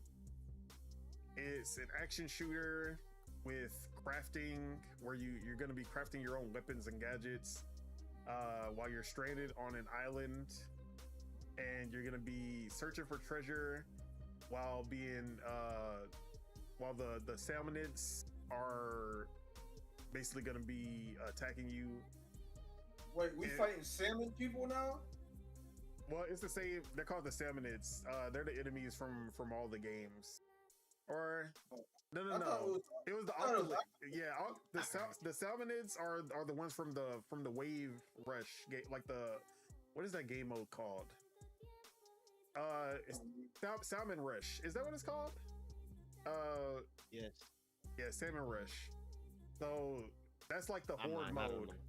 I just know it's salmon something. Yeah, the horde mode in Splatoon, that's who you're fighting against in this game. Isn't it like Salmon Run or something? Yeah, Salmon Run. That's what it's called, not Rush. Yeah, so the enemies from Salmon Run are the main enemy in Splatoon Raiders. And this is a single player focused action shooter where you play as this mechanic. And you play as the mechanic. That's the name of the character in this. And you crash on this island along with Deep Cut, who are the idol group from Splatoon 3 that do all the announcements. And exactly. So they back you up in this game as they get into this robot suit, and then they're basically your companion while you search for treasure and find a way off of the island. But as the mechanic, you basically craft your own weapons, you craft your own gadgets, and there's a bunch of weapons that's never before seen in Splatoon. Like there was this axe that uses ink to propel you forward, and you can take out multiple enemies. There are these gadgets that basically create rings around you, and then they just attack enemies that get too close to you. You can make turrets, all kinds of things like that, but it's a lot more story driven than like even the campaigns in Splatoon 1, 2, and 3. It also has 4-player co-op. So this is gonna be the first time in a campaign style Splatoon game you can play in co-op. But this game looks good. It's coming out for the Switch 2 only, exclusively on the Switch 2, coming out in July. And it's only going to be $50 for the digital version, $60 for the physical. But this should look dope. I like everything that they were talking about. They like the trailer didn't show everything. They kind of added new details after the trailer, because they didn't even show that there was co-op in the trailer. They basically kept on saying single player focused. And then they announced that there was co-op afterward. But I like the premise. I like that, like the new weapon types that they have, and then being able to craft everything. You have to like actually find material while you explore, and then you're able to craft the new weapons and shit. But the most surprising thing is that they're only selling this for 50. I thought it was gonna be 60, 70 before. But I'm excited about this one. A co-op campaign only Splatoon game. Does that? Wait, that was co-op? Yeah, it's gonna be 4-player co-op. Oh shit, that sounds cool. That sounds fun. What? I didn't know it was gonna be co-op. Yeah. Like I said, the trailer, they did not say anything about co-op. They announced it after the trailer came out that it was gonna be 4-player. I just knew it was like it was you and like other characters, and I didn't know you could play co-op with other characters. Yeah, so you're gonna co-op. like it's gonna be Easy everyone with their own characters. They did say when in co-op you won't have the companion though, and they said that the difficulty will scale harder every time you add a new player. So you'll have more enemies on screen, and there was already a lot of enemies on screen in the single player trailer. So, like, what kind of fucking chaos is it gonna be when you got 4 players? But does this pique your interest? Now knowing that it's co-op, yeah. Like even it did pique my interest, but I wasn't really too, because that shit came out of nowhere, right? They announced it last year, but it was literally like we're working on a spin-off. Yeah, it was like we're working on a spin-off for Splatoon, and it's gonna come to the Switch 2. And I was like, dang, that's cool. They're doing a single player, and then I was reading the comments, and it's just full idiots. Just nobody wants this. We want multiplayer. Like, bro, they got a multiplayer one. Bro, they literally just did a Switch 2 edition of Splatoon 3, and they started back. They just started back content for Splatoon 3. So like, it's definitely to hold you over until Splatoon 4 comes out. But exactly, they're still doing Splatfest. They're still doing everything. Because I ain't really played a single player. I think I played a little bit of the single player on Splatoon 3. Maybe I probably did on 1 and 2, but not really, because you just played the multiplayer. So, but like just finding out that it's co-op, that's pretty cool. And like the gameplay looks good, and like pretty much what you got to do and shit and stuff makes sense. Yeah, the co-op definitely looks like a good game. Like I was sold with the single player, but once they said it was gonna be co-op, that was like, okay, yeah, I'm way more excited. because that's the one thing that they never did in any of the campaigns. Even though Splatoon was always a multiplayer focused game, they never did co-op campaigns, which never made sense to me. Like, I can understand the first one being single player, maybe the second one, but I thought about a third one. They'd add co-op to it, and they never did. But I'm excited to play through a campaign in multiplayer and see how that feels. But I don't think Splatoon 4 is that far away. I think it's either going to be next year or the year after, and this is just like something to hold us over until then. But it's also like, okay, after you make if this ends up being like the best kind of campaign that Splatoon does, like the Splatoon 4 campaign is going to look kind of ass in comparison. If they go back to the way, go back to the super short, just going stage to stage, no cutscenes, barely any story, like they gotta up the campaign in Splatoon 4 if this is gonna be. I guess the multiplayer still is gonna be the focus, but I don't know. But Ace, how you feeling about Splatoon Raiders? Do you like it being just straight campaign? Do you like that, or were you looking more forward to the multiplayer of Splatoon?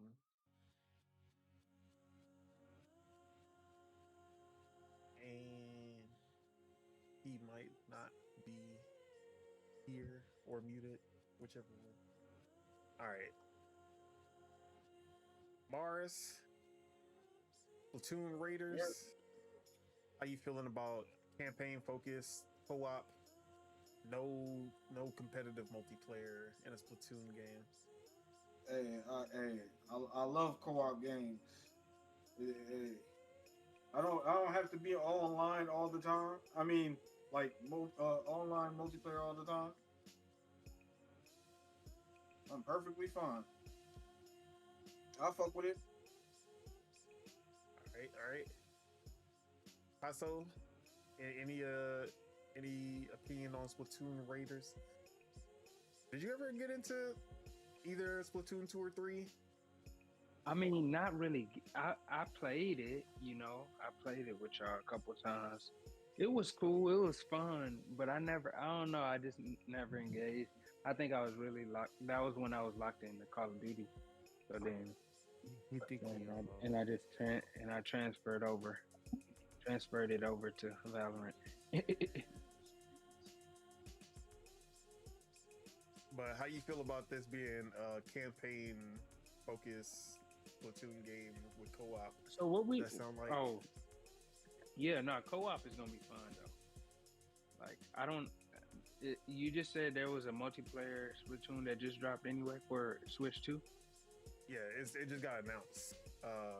But it's gonna be no competitive multiplayer, just a co-op campaign that has a bunch of new mechanics that you won't find in the other campaigns, new weapons. And it's supposed to be a longer game than like what kind of campaigns you have in the older games. Pretty much fully taking advantage. Oh, okay, yeah. That sounds fun though. A co-op Splatoon, yeah. That's taking the multiplayer to another level in a different way. Yeah, I feel like it's gonna be like an experiment. Hopefully, people like it. Yeah, it being $50. I know, like a lot of people were excited just because it's not full priced. Yeah, I feel like $50 is a fair price for this for sure. Yeah. But it's coming out July 23rd, and I'm gonna be playing it day one. It's time to get that Switch 2. Stop playing games. I need someone to co-op with. I'll have it by then. Fuck that nigga. But yeah, Nintendo. So I think They've put out a game every month. Yoshi is coming out in May. We don't know what's coming out in June, but they got July with this game, and then we don't know anything after that. Coming in June. We need a black game coming out in June for Juneteenth. Let's go. Mars, who is your favorite black Nintendo character?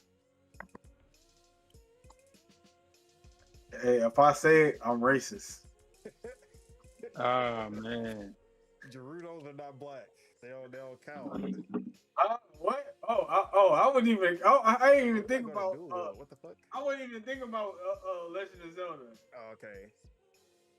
I don't know who you talking about.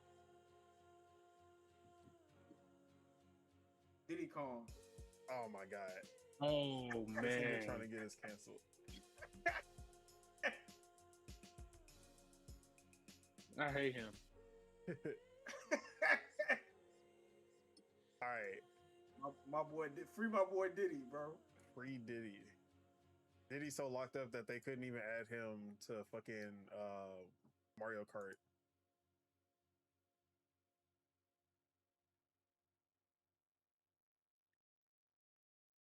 I ain't even noticed that. That's crazy.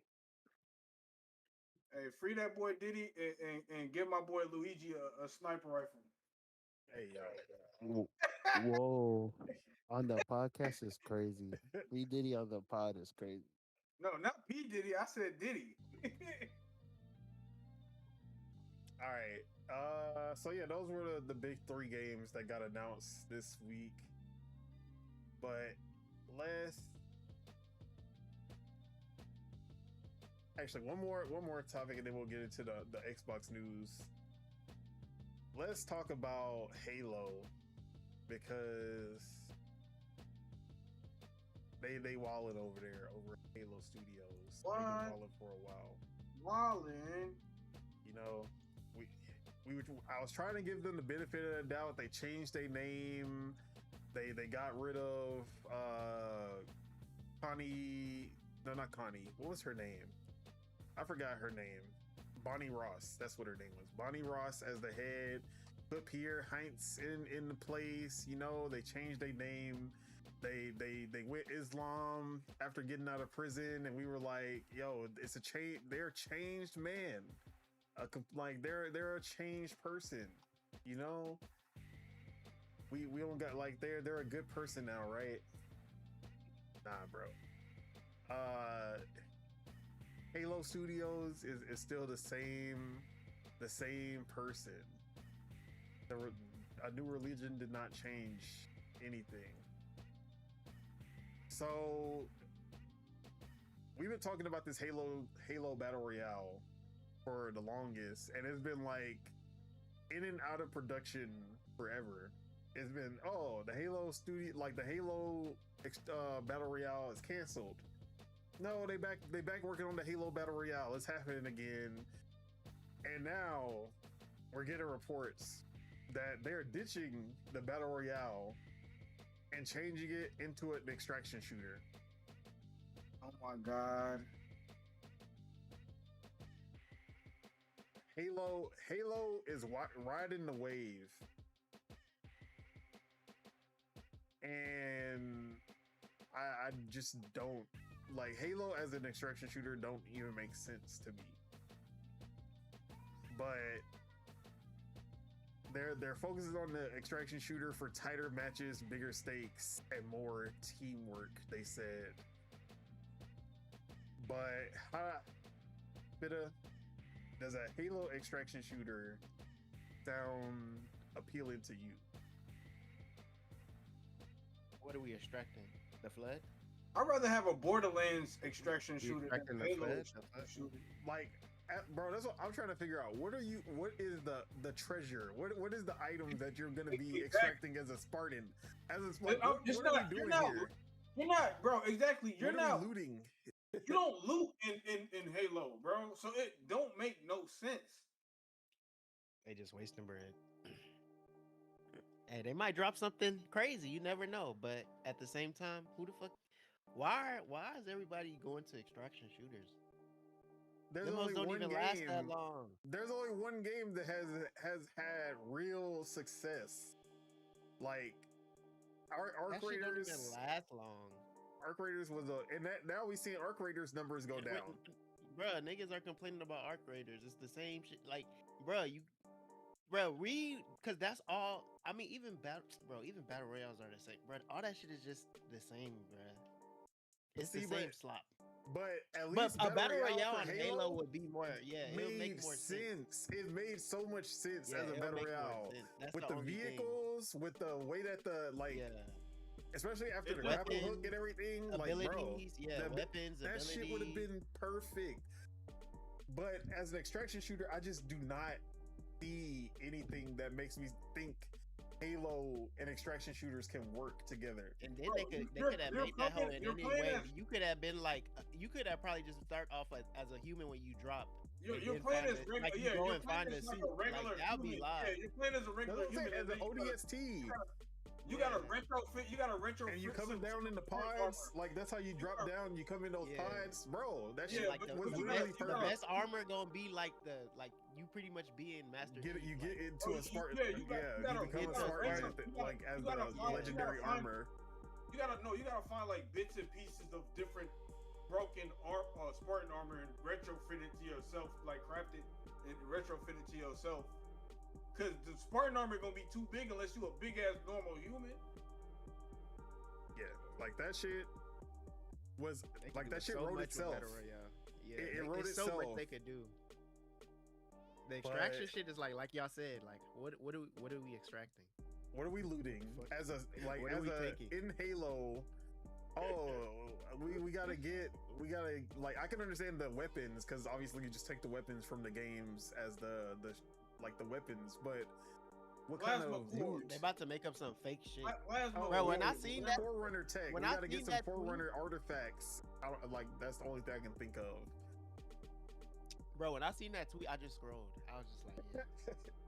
I just scrolled. Bro, I saw that shit and I fucking sighed. I was like, bro, what is like why is everybody doing Halo? Extraction? And then bro, like Halo's supposed to be the originators. They're supposed to be the ones that create modes that people are like, oh shit. But now they're literally like they got niggas in Forge mode doing crazy shit, and they want to decide to do some bullshit. Bro, like this. they could take what people made in Forge and just like make new game modes out of that shit, or like not even new game modes, make a whole game out of it. Instead, they wasting everyone's time with this bullshit. They wasting good resources on bullshit. But like, hey man, like I said though, that game could probably come out and be the craziest thing. But at the end of the day, when it comes to extraction shooters, bro, they don't really last that long, bro. Especially if there's no in-game. If you're not updating, and then if you're not updating and making people like have other things to do and get, it's like that shit just dies. It's fun for a while, yeah, for sure, but then that shit just gets boring. doing the same mission, getting the same I ain't gonna lie, just to play the game. People are still playing Helldivers in Elden Ring Night Rain. I ain't gonna lie. Because they're not extraction shooters. They're like pseudo extraction. Yeah, Helldivers. Every time a new content drop happens, I always see those numbers go right back up. Night Rain. I actually haven't even checked what Night Rain doing right now. They still got some players. They have 40,000 in the last 24 hours. That's still pretty good. But yeah, man. Like I said, it's not like I love Halo gameplay. So if this ever does come out, I'll probably still play it just because I love how Halo feels. Imagine it's not even having a Halo feel of the game, and it's yeah. If they fuck up the feel, it's a wrap for those guys. Nah, man. What's wrong with these motherfuckers? Oh my god, extraction is the new wave. Let's scrap all this stuff up. No more I mean, it makes sense though. Battle Royale is dying though, but it's like, why go to that? Like, why go to that when you like that shit don't even? It's like y'all not even seeing that shit don't even last for a game. Like it might last for like the extraction shooter genre, yeah, you get another extraction shooter that you're gonna waste like your time in, probably bread too. But it's like the only extraction shooter I could say I liked, besides like Destiny, was like the Division. Bro, the OG. And that's because there was more than just that. Like the Dark Zone was a only lot of stuff one you part could do. of the game. What up, Sue Bagels? Yeah. But like the main thing was always the like RPG. And then when you wanted that PvP, like, okay, let's go do this this Dark Zone real quick. And get get like a bunch of loot and see if we can extract. That shit was fire because of that. It wasn't the only thing. But Halo, we gonna see. There's a chance. I just don't think it's a good chance. Yeah, that's what I'm saying. Like I could like with Halo, anything is like Halo for real, anything is possible.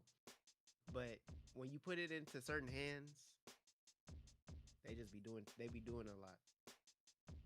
And See, I thought I wanted to give, like, when I saw they put Pierre Heinz in charge of Halo Studios, and I was like, bro, like he was basically the one that kind of he tried to save Halo Infinite. He like once he got into the role, that's when we started getting all those updates quickly, and then we started getting Forge, and all of that stuff started actually happening faster. So I was like, yeah, my and shout out to my black man. Like he was putting in work. I was like, yeah, Halo is safe with him in charge. And now I see this bullshit and all the other 343 bullshit that was going on has not stopped. After we seen what Glenn Gabriel, I think his name was, Glenn Israel or something like that. And all the harassment that he went through at 343 or at Halo Studios now, like, okay, shit hasn't really changed. It's looking like, but we gonna see. Pierre Heinz got to get that shit under control and stop letting Halo be followers. They need to be the ones. They were leaders. Yes. They need to be leading the pack, not following. But that's all I gotta say on Halo. Anyone else want to say anything before we move on? Nope. All right. And we got two things to talk about. Oh, just a quick one. The Steam controller price leaked. The new Steam controller that was supposed to be alongside the Steam machine and the Steam Valve, the new Steam headset that I forgot the name of. Do y'all want to guess what the price is on the Steam controller? Hell nah. It's higher than what I thought it was gonna be. That's for sure. So it's supposedly gonna be coming out at $99.99. I was thinking 70, 80, but $100 controller. full hundo. Oh hell nah. And it's gonna have those touch pads. It's gonna have full gyro, HD rumble, like the haptic feedback, all of that. So it's gonna have back buttons. So you could say it's essentially a pro controller, like an Xbox Elite controller. So it's still cheaper than the Elite controller, still cheaper than the PlayStation Edge, but it's doing more than both of those. But $100. It's not the worst price, but I was expecting it cheaper. I'll still pick it up on sale. Still want to pick up one on sale, but I don't know. I'm probably not getting that one. But Ace, I know you was excited about the Steam controller too. You still fucking with it at $100?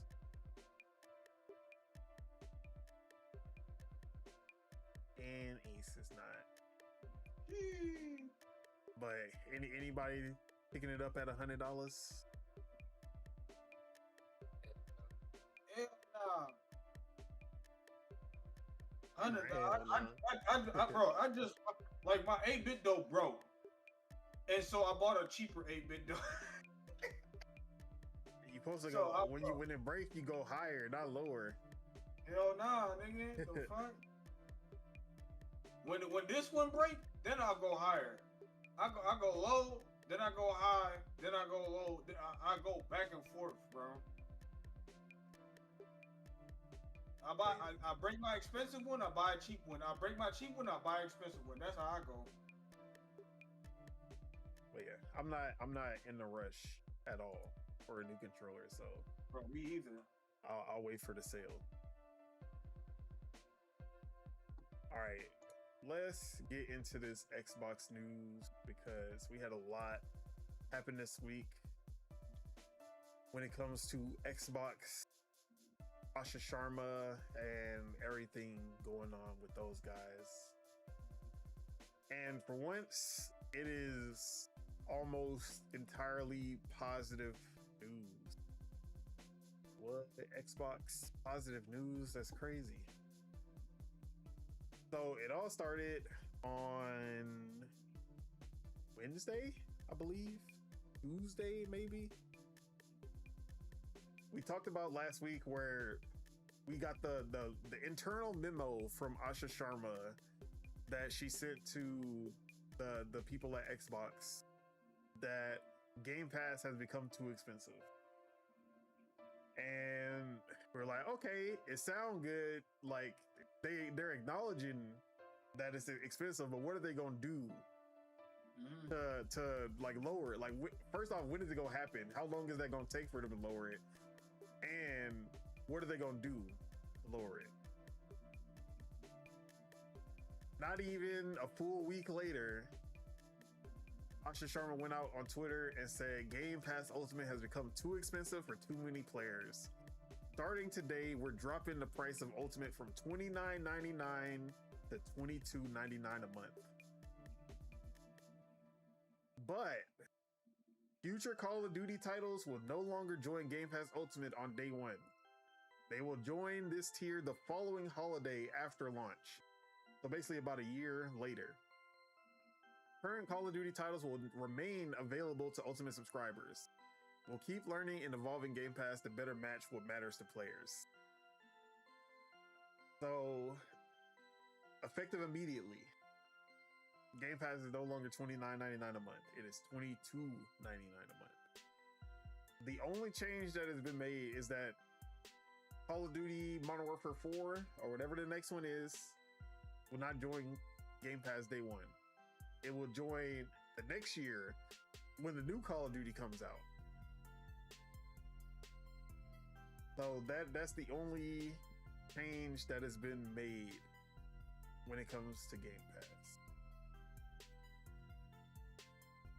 So how are we feeling about the price drop in exchange for Call of Duty? Is that a good compromise? Is that a big win, a little win, 50-50, L? How are we feeling? Mars. If the next Call of Duty is we're back, then it's an L for us. But like it really don't matter to me. Like I was already on the highest Game Pass anyway, so I save a couple bucks. Hey, cool. You feel me? Because I'm probably not gonna buy the next Call of Duty anyway.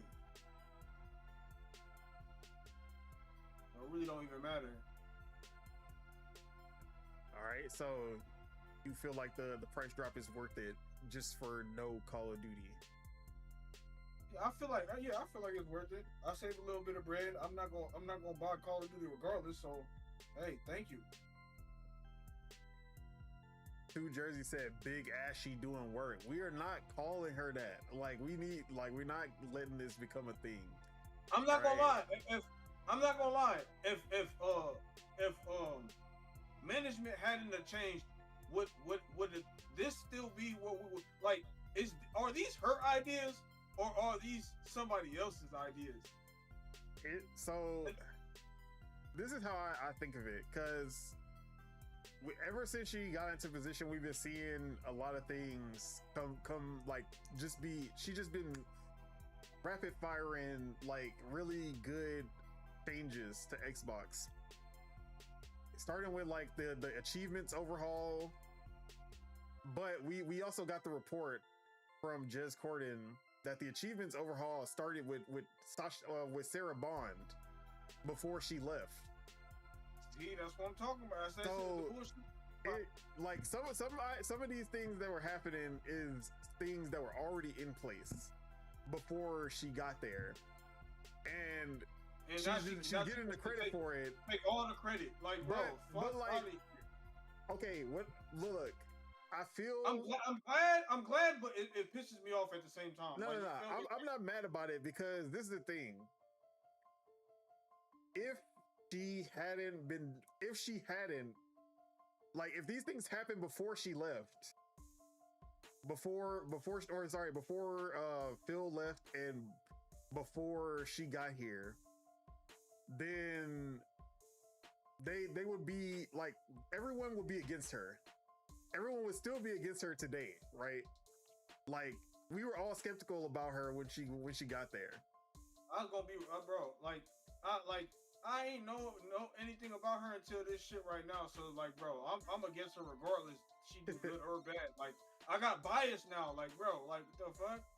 But I do think that while Phil was there, Game Pass would have stayed at the price, because it was Satya's idea to raise the price, and Satya didn't trust Phil for whatever reason. When it was Phil Spencer's idea, Satya wasn't fucking with it. But when Asha says it, he likes it now. He likes it when it comes out of her mouth. He ain't like it when it came out of Phil's mouth. Bro, wasn't Satya supposed to be like the next in line or some shit anyway? No. Satya is the head of Microsoft. He's Microsoft CEO. He's like over the Xbox CEO. So that's why that's where the exclusive, like all the exclusives like the exclusive games going over to PlayStation, the console and Game Pass prices, all of that shit is Satya Nadella, because Xbox wasn't making enough money after the Activision deal. He spent $70 billion and nothing changed as far as like the revenue and everything. So that was them trying to figure out how to make more money in the worst possible ways. But Phil, like, that's why it was always like, oh, Phil says this, and then a month later, like, they do the opposite, because Satya's like, nah, we not doing what you're saying. And that's how it was. But now it's like, okay, they got Phil out of there, and when she got here, we were like, okay, she's saying everything that Phil was basically saying, but we don't trust what she's saying, because why would Satya Nadella allow her to do everything that Phil, like, why replace him with someone who's gonna do everything that Phil wanted to do? Exactly.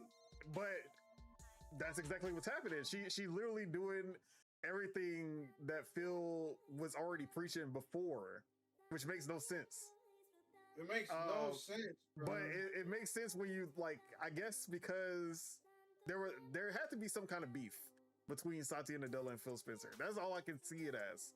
There was something that Satya Nadella did not like about Phil and his team. Too much pushback or whatever, I don't know. But he didn't like what Phil was saying until what Phil was saying came out of Asha's mouth, and then he was okay with it then. But yeah, So I'm not mad at it. Like, I feel it's politics, like workplace politics for sure, with how they handling this. But I do also feel like they were waiting for Asha to get into the position before putting out these updates, Like, just to like rally everybody. Like, we got a good outcome out of it as gamers, but it still leaves a bad taste in my mouth. You feel me? Like, bro. But yeah, I feel like it's better that it came out during her time, because it brought everyone, like, it brought all the Xbox fans together under her, instead of like people being like only some people being we got to give her a chance. Like, she's proven herself early on, and there's no like beef with her now, because everyone's like, okay, she's putting in work with these updates. She's putting in work bringing the price of Game Pass down. And even if it's not all her work, it's falling under her banner, so it looks good. So I'm okay with that. But I'm still watching out for AI. You feel me? Like, I'm like, I got my eye on her still. You feel me? Like, bro. Yeah. Steve Jersey said, or I said Steve Jersey. Who the fuck is that? Stu Jersey said Ashy is Steve Kerr. That Warriors team was already about to pop before him. Yeah.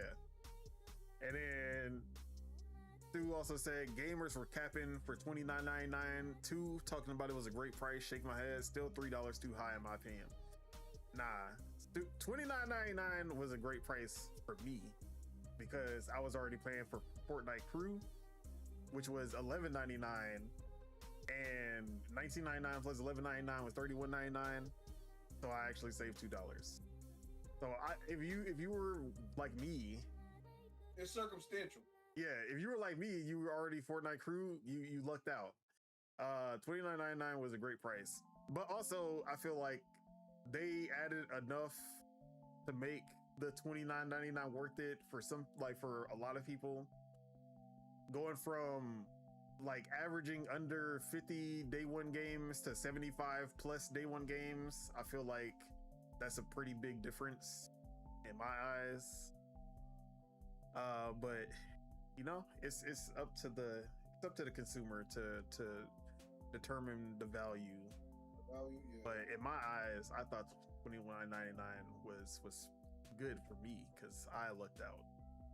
But at $22.99, all I lose is Call of Duty. I could care, like, bro, I do not care about losing Call of Duty that much. Like, I played Call of Duty because it was in Game Pass, but I'm not, like, I wasn't looking forward to Call of Duty every year. It was just, it's there. Let me try it out. Let's see if this is a good one.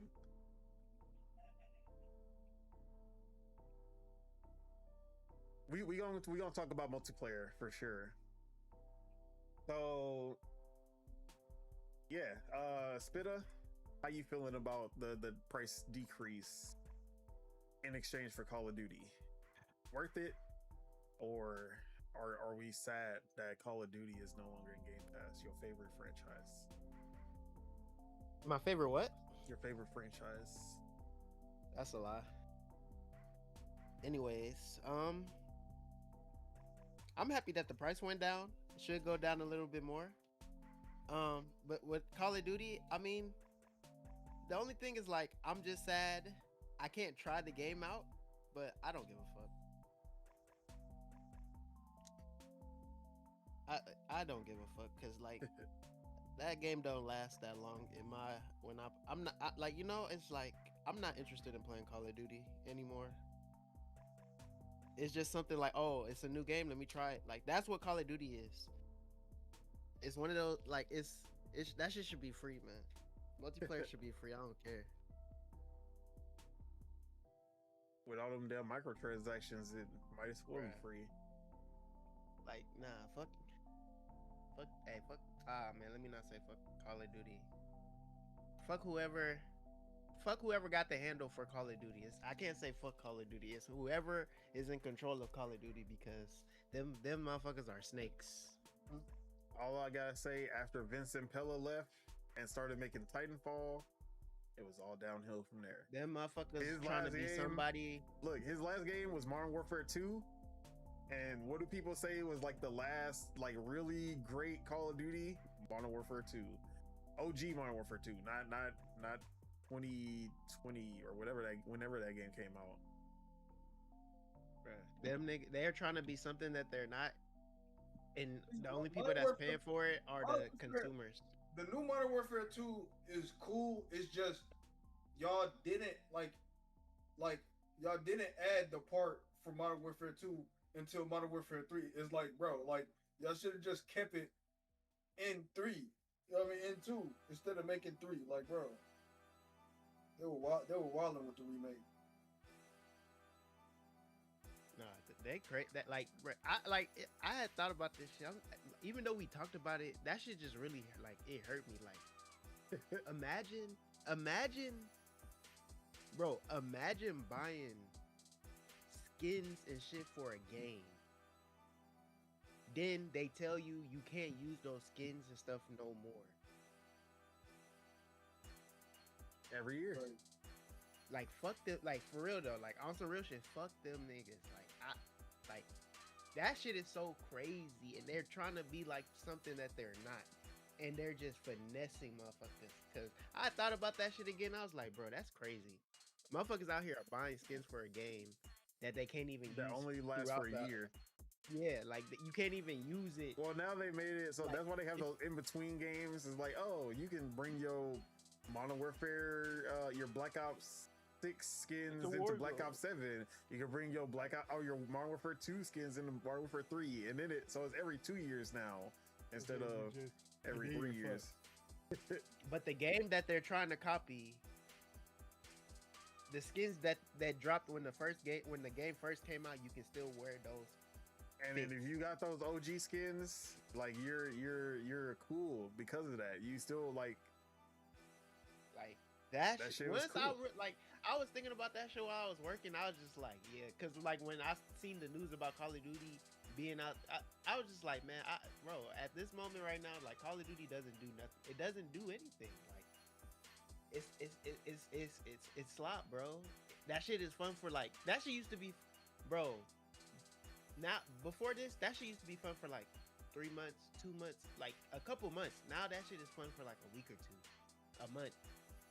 it was 4 days for me. Like, That's bro, how- like that's that how shit be long good I for played like Black 2 Ops weeks, 7. 3 weeks. And that's then including it the was one like- day that me and Mars played the campaign. And like they, bro, because the biggest thing for me is they got competition. There's other games I could play instead of just like other shooters I could play instead of playing Call of Duty, where I'm actually getting something out of it. Like I'm actually learning something new, and I'm like, Not gonna lie, this last Call of Duty, I'm perfectly fine with not beating this hoe. Like, I deleted, nah, fuck I y'all, deleted that bitch. Wait, fuck us? y'all. Us? Yes, we were supposed to beat that shit together. Bro, you ain't pull up. Nah, You man, ain't pull up, bro. it was no. There's plenty of times we were in here You after a ain't pull up, podcast. bro. Nah, I deleted that it was motherfucker plenty of already, times bro. we were in a podcast. I You ain't forgot pull about up, that. I didn't bruh. beat that shit. That- That's the only all reason I played you. campaign. That's the only reason I play Call of Duty now Cause, for the bro, campaign. I didn't even get it, bro. I played that bitch for the zombies. Like, Yeah, like you play that shit for zombies, so that's the like when it's one with zombies, like you have maybe a reason to get that shit yeah. if they do right with zombies, but it's like because they're gonna probably just overdo that because they're just gonna probably add it to zombies to every Call of Duty, and then that shit, Yeah, even though now people they add it to just Modern gonna get Warfare. stale. There's no differentiation It's just anymore. gonna get stale. Bro, Like, exactly. and that's what Call of Duty is. Call of Duty is a stale game, bro. They take like it's so bad that like, bro, they taking stuff out and bringing it back. Like that's They an been update. doing that. It's That an should be update. put- That should be. Why are put y'all on- making new games? Just update the game. Because people like, are buying it. That's No, why. because at first it was the attachments. Oh, you got 13, 14, 5 like, attachments. You got 7 attachments. You got 10 attachments. You got like, bro, like, what the fuck are y'all doing, bro? oh shit, they don't, bro. They just doing shit. So for me personally, I shout we out. got these Hey, perks. We got these perks. We take these perks away. We give you these perks. Now you got these perks. We take those perks. Like, bro, Bro. god damn, bro.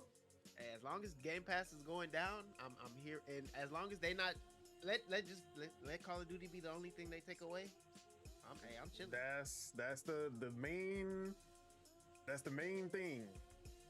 Call of That's Duty my only thing. needs to be the exception, not a new rule. That should be the only. It shouldn't be every game.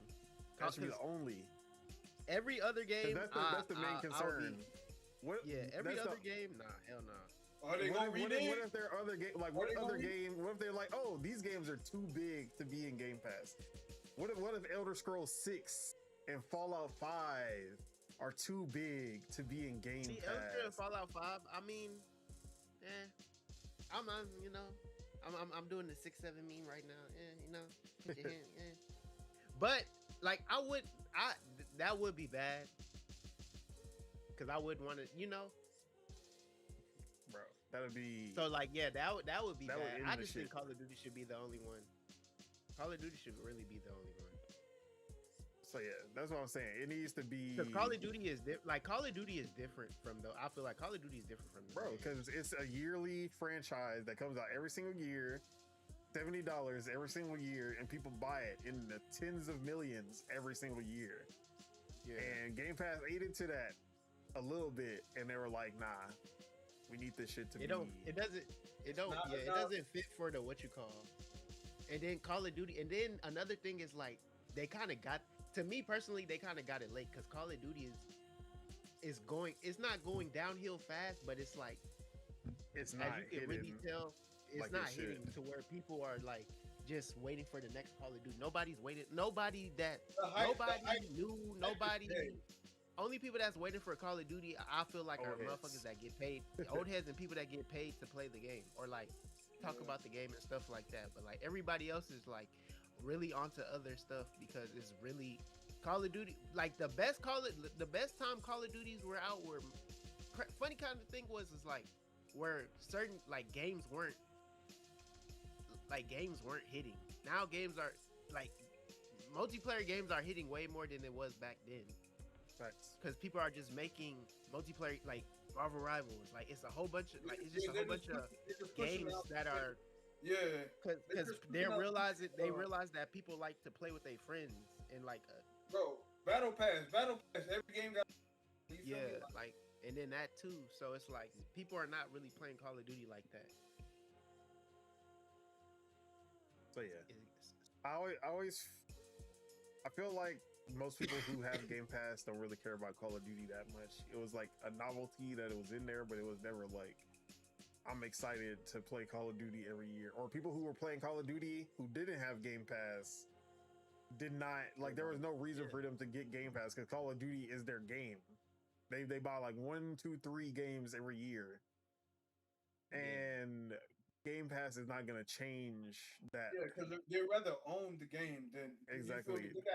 They should at least let you try that for like 48 hours or some shit. That's what I was gonna say. They need to add a trial for Game Pass subscribers, a 6 to 7 day trial, make it cheaper if you've had Game Pass, give you a discount on Call of Duty. Oh yeah. Yeah, instead of putting it on Game Pass, just let it be a deal. With Game Pass, you get extra. You get a little 30% off, 40% off with Game Pass. Yeah. And you should get incentives for like buying stuff in Call of Duty too, like on the store. Like you get like 10% off. Store, you should get for any of the add-on or off, like the DLC, the microtransactions. You buy free battle pass.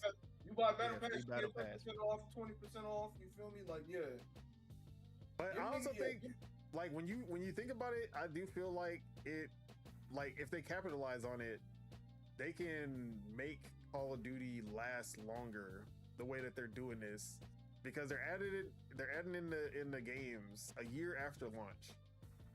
And usually a year after Call of, like, is already dead by that time, right? Because everyone's on to the next one. But for the Game Pass people, if they like do updates and actually add some stuff and keep people engaged, for that old Call of Duty, for the people who are playing it through Game Pass, people will probably still want to buy microtransactions and things like that. That's gonna be extra revenue coming in, even though the game already been out for a year. It don't just automatically die. Like, I feel like if they play their cards right, they can have two Call of Duties actually doing good at the same time. But we gonna have to see if they care that much. They don't. They care about the bread. So yeah, but that is not the only big thing that happened with Xbox this week.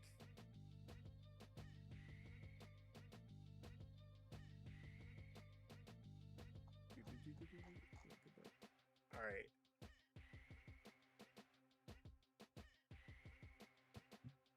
Already got that.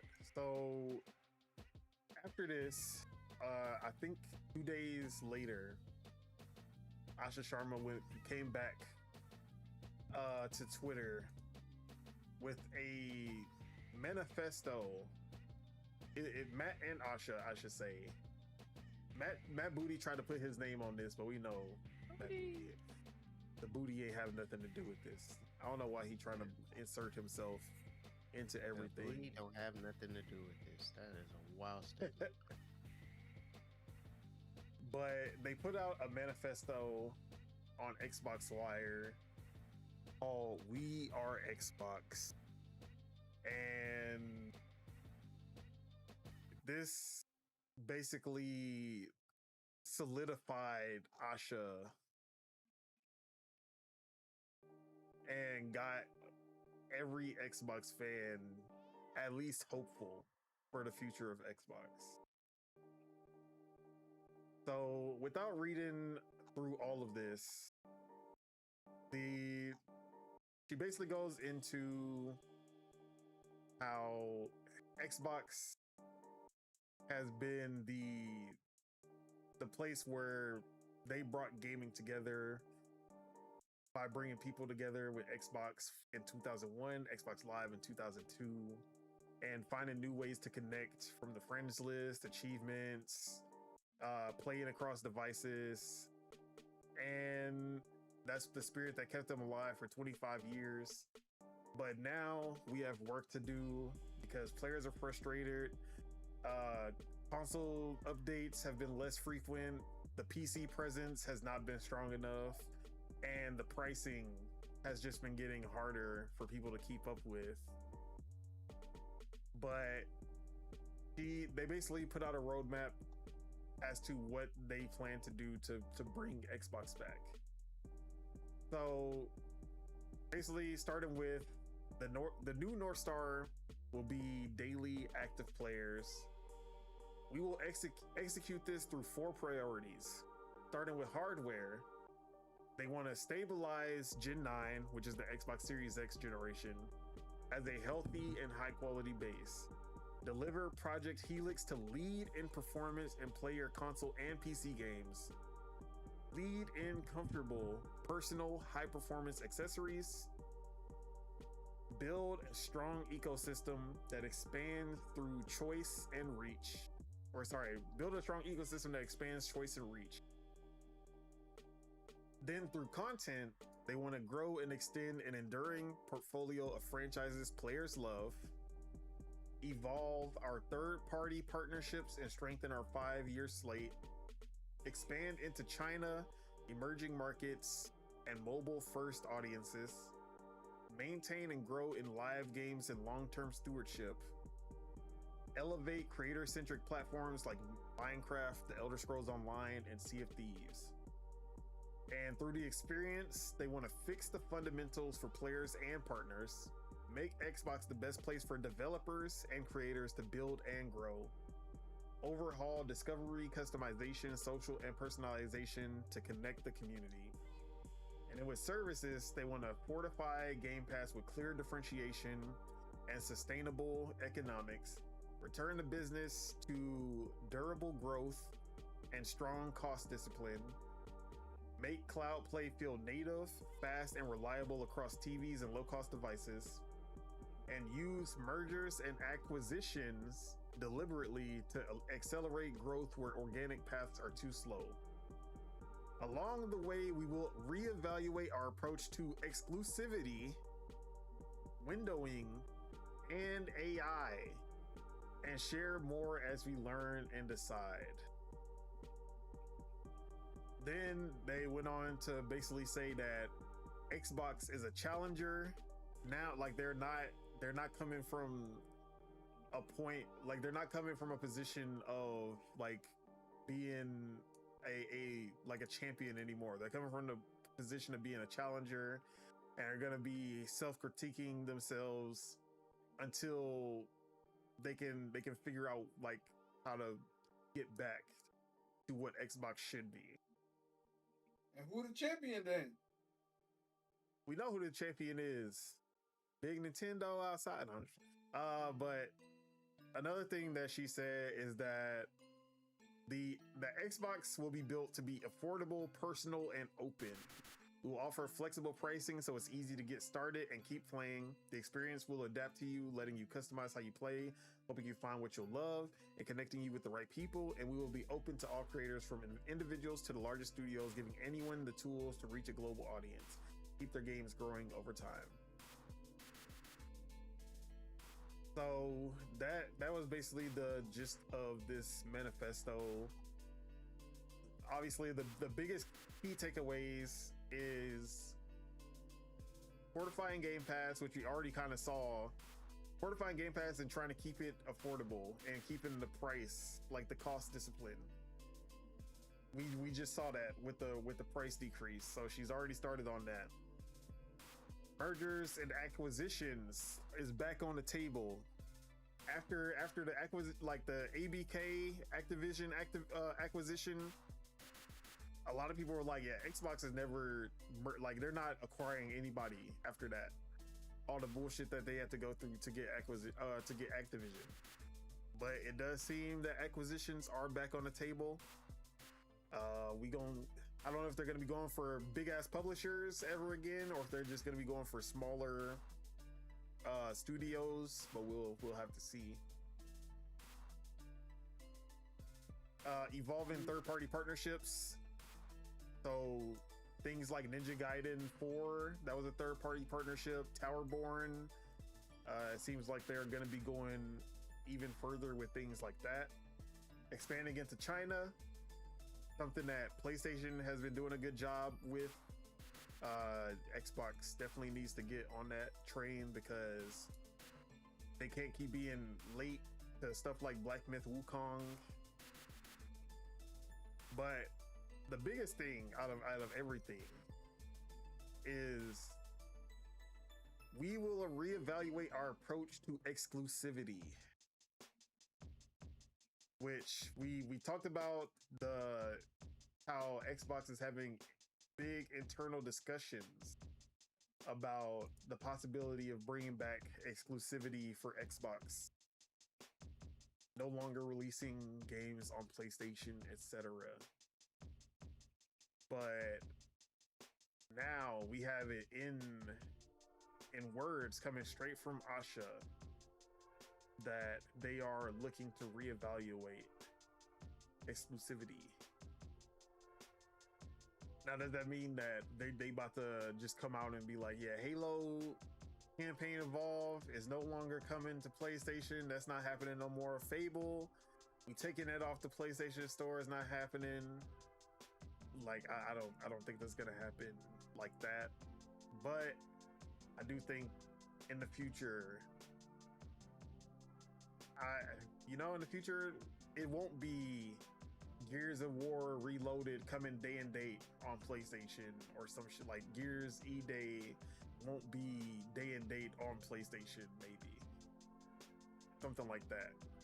It might come 2 years later, but it won't be day one along with Xbox players. So we'll have to see what they mean by that, but at the very least, they understand and they're looking for they're looking for ways to change. And that's all I just like that they even considering it. But how are we feeling about this manifesto and their plan to bring Xbox back to its prime? As far as you seem to, you were skeptical about Queen Asha. Queen Asha, just a minute ago. How we feeling? No Queen's protest over here, nigga. No Queen's protest. I got my eye on her. If she follows through and doesn't renege, hey, I'll give her her respect, but I'm still gonna have my eye on her because of AI.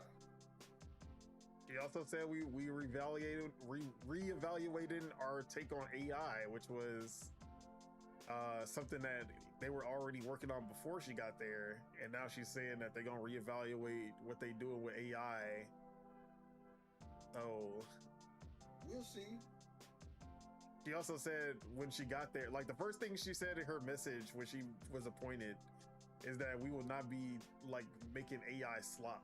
If we use AI, it'll be like it'll be as a tool where humans are the real creators or something like that. So we'll see. But do you at least feel you like the direction that she's trying to go with Xbox? The pieces of the directions that she picked up from the last administration, yeah, like the same. I like it. I like it. You feel me? Now like, I will say I'm gonna keep reiterating, bro. I'm gonna keep on emphasizing that she shouldn't get the full whatchamacallit for this. Queen Asha. Now look, I understand where you're coming from, but there were a lot of things that would just be way too slow under Phil Spencer and his team. Like console updates did stop, just like they stopped updating the console. She got there and they put out 2 of the most long requested console updates, and she created a team that listens to fan feedback and puts and basically like just works on those as quickly as possible. They're doing updates every month for, I think they actually said that in the manifesto also, that they put together a team that will be putting out updates monthly for the Series X, which was not the case beforehand, so that they can make the experience as like where it needs to be before the launch of the Helix. My feelings towards her is not gonna change overnight. That's all. That's basically all I'm saying, bro. Keep my eye on her. All right. I'm Dokes, and she's Dexter. Dexter? Nah, bro. Come on. You gotta. I'm Dokes, nigga. Surprise, motherfucker. All right, but she emphasized that she's been here for 62 days. 62 days, and under her belt, she already got Game Pass price reduction. I'll give her these props right here. She's doing better than our president. Okay. All right, so Spitta, how you feeling about what she said? Reevaluating exclusives, fortifying Game Pass, while keeping it cheap, not just raising prices to raise prices. Keeping Xbox affordable, open, and the other thing that I forgot. Mergers as long as I get good games on Game Pass, AAA games on Game Pass for the cheap, that's all I'm worried about. Just don't take my, you know, just don't take my games away. That's all I say. Because I don't know what the fuck they talking about. We still don't know, like, as a non-gamer, how is she gonna lead the games department? I mean, obviously Matt Booty is still gonna be in charge of the games, But Phil would also have a big part in that as well. I don't think she's gonna have a big part in the game's quality unless she's a natural somehow. I don't know if that's possible, but we're gonna see about the games department. But none of that did anything for you. You ain't rallied up. You ain't fired up for Xbox after this. You don't like the new Xbox logo, the Xbox logo that tries to go back to the OG Xbox logo. Oh, they changed it. I seen that shit. I thought that was just somebody just did it to do it. That's pretty cool. Yeah, that see-through green. Yeah, that's the new logo. Most likely it's gonna be the Helix power button.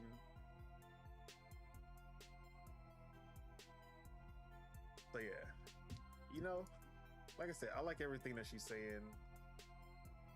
We gotta see, but I also see the actions that's been happening with the updates.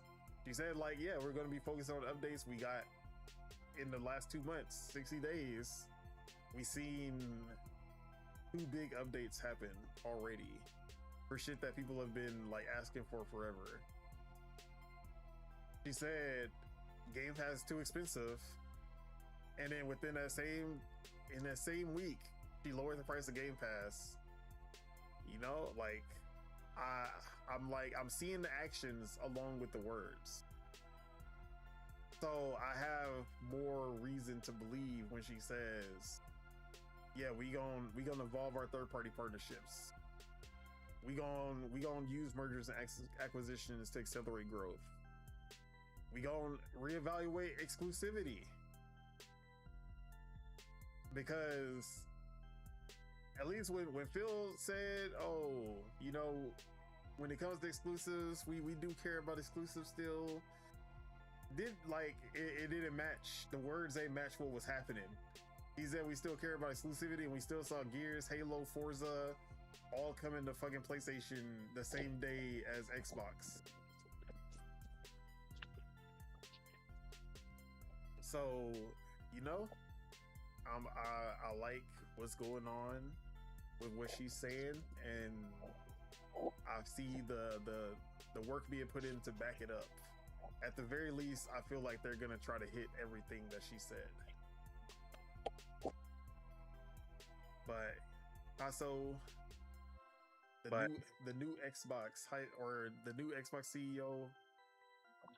Did you hear the manifesto?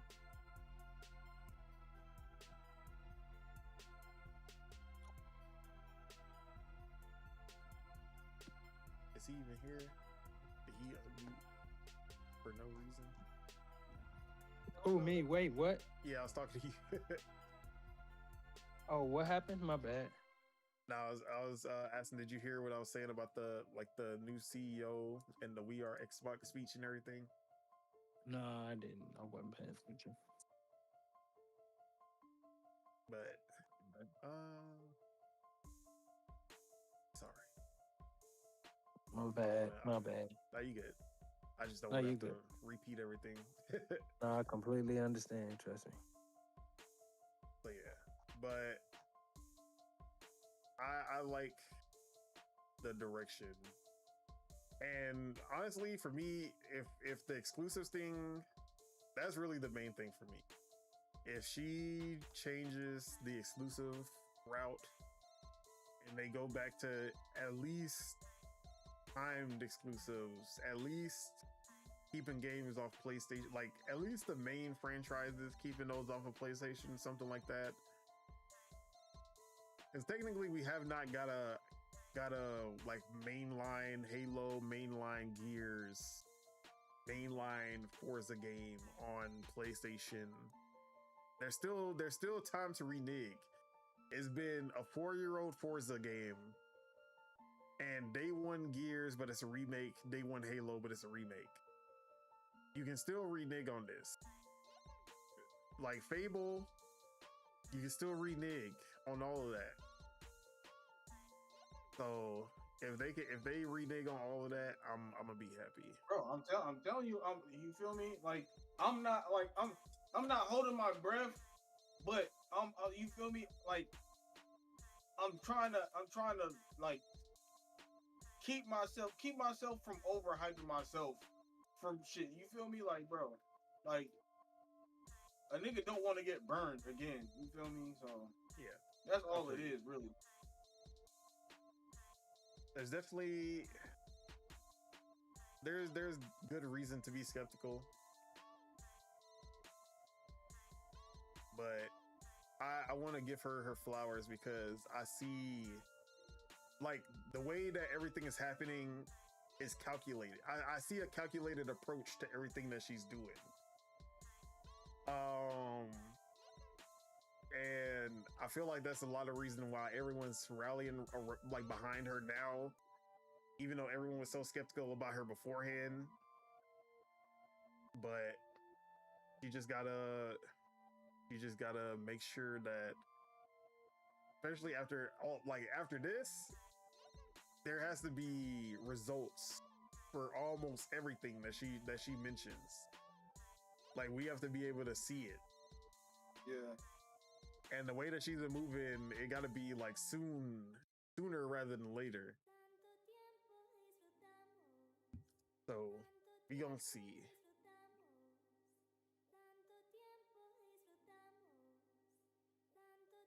Was there anything else that I missed? Oh, and then the last thing about Game Pass is that they're also looking into a pick your own plan for Game Pass, where you'll be able to. I feel like, bro, a lot of subscriptions should have that custom plans. Like a lot of subscriptions and shit should have custom plans, so you could take certain shit off. $1 here, 50 cents here, $2 here, $3 here, depending on what you like. You want the bare bone shit where you feel me, like, bro. Yeah, so this was coming from Jez Corden, where he said Microsoft sources tell me that a long-term goal for Xbox Game Pass is to make it more flexible, which is something that she also said in the what's it called, in the manifesto. That basically a pick your own plan formula for Game Pass is in the cards, essentially where users can effectively decide what packages of content they want to see as a part of their plan. So let's say, right now Ultimate includes EA Play, Day One Games, Ubisoft Plus, Ubisoft Plus Classics, Fortnite Crew, and then everything else, I guess. So let's say, and then like the perks, like the perks, the points, all of that stuff. Like, okay, I don't play Fortnite. Like most people in Game Pass don't play Fortnite like that. I don't care about Fortnite Crew. So you take out Fortnite Crew, and then maybe they'll save you like $2 a month, $3 a month maybe. And then like, okay, what about like I like Ubisoft games, so I'll keep that, but I don't play EA games. EA games don't even come out like that anyway. So you take out the EA Play, and that's like $2-3 a month also. That would be cool. I can see that being a good way of handling it. Or if you don't, like, let's say you're on premium, you don't really care about Day One game, but you do want to get the Fortnite Crew that's only in Ultimate, then you can add that on there. Like, I can see that being the best way of handling it. Price, like, it makes it so people get the price that they want without having to, or like you're not paying for things that you never use. But if they play their cards right, that could be a really good Just gotta way. see how they do it, cause Exactly. yeah. Or if you don't want online multiplayer at all, like I don't care about having online multiplayer, take that out. If online multiplayer even stays in Game Pass, because You're gonna try to hit you with a build your own. yeah, I feel like the online multiplayer is gonna be gone. That's what Stu Jersey was asking earlier. That they gonna still keep online multiplayer behind Game Pass when the new console drops. I don't think that they can, because the next Xbox is also going to be a PC. And it would not make sense to, like, I feel like PC Game Pass has to go away, and like multiplayer locked behind the console has to go away because of that.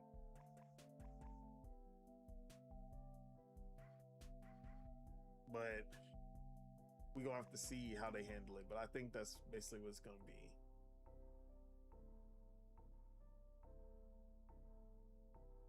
But yeah, build your own plan. I like the idea. They just gotta execute it well. You need to buy an online subscription to play PlayStation, Xbox, or Nintendo multiplayer. And it's like, but if you buy any of those, if you buy a game from PlayStation, like how I did, Helldivers 2 on PC, you bypass that. Yeah, you bypass that. You feel me? So it's like that's what people don't want to have to pay a subscription just to play online. Like that's what I'm saying. If the Xbox is also going to be a PC, you can't charge for online. Yeah. If so, people would just buy games from Steam instead of buying from the Xbox store. Like, even if the Xbox version is gonna look and run better than the Steam version because it's actually made for the hardware that you have, why would I want to pay for all? I mean, obviously I'll have the Game Pass subscription regardless, so it wouldn't really matter to me. Yeah, but as someone who doesn't, why would I pay online? Just like, why would I pay a subscription just for online when I can just buy the game at another store? So yeah, they got to get rid of that. It's just gonna like cause more friction than it's worth.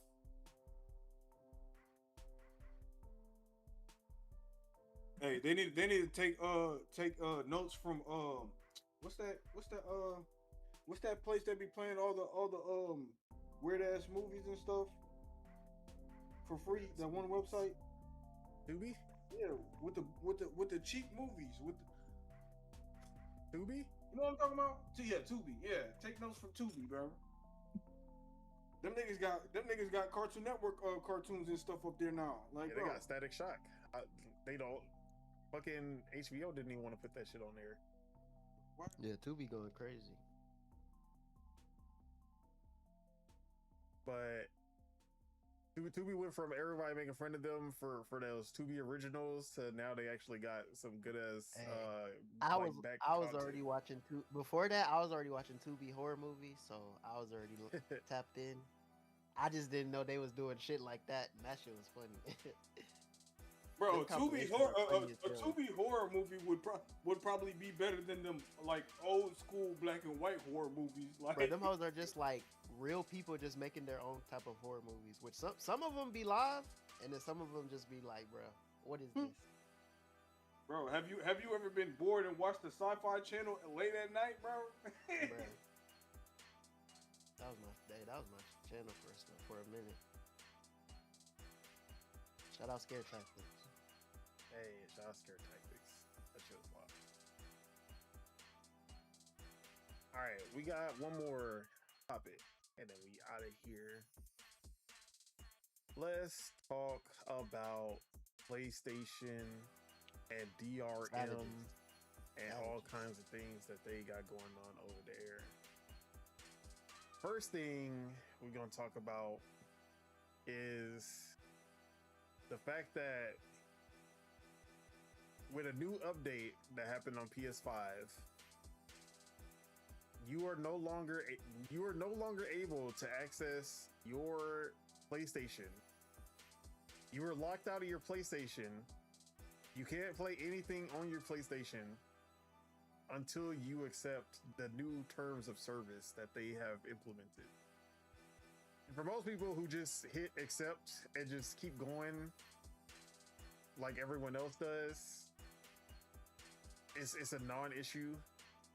But for those preservation folks out there who are always crying about preservation and being able to play the console 40 years later for whatever reason, they are upset about this because it basically means that, like, I understand it because you literally can't play the console that you already purchased and all the games that you already purchased until you accept the terms of service.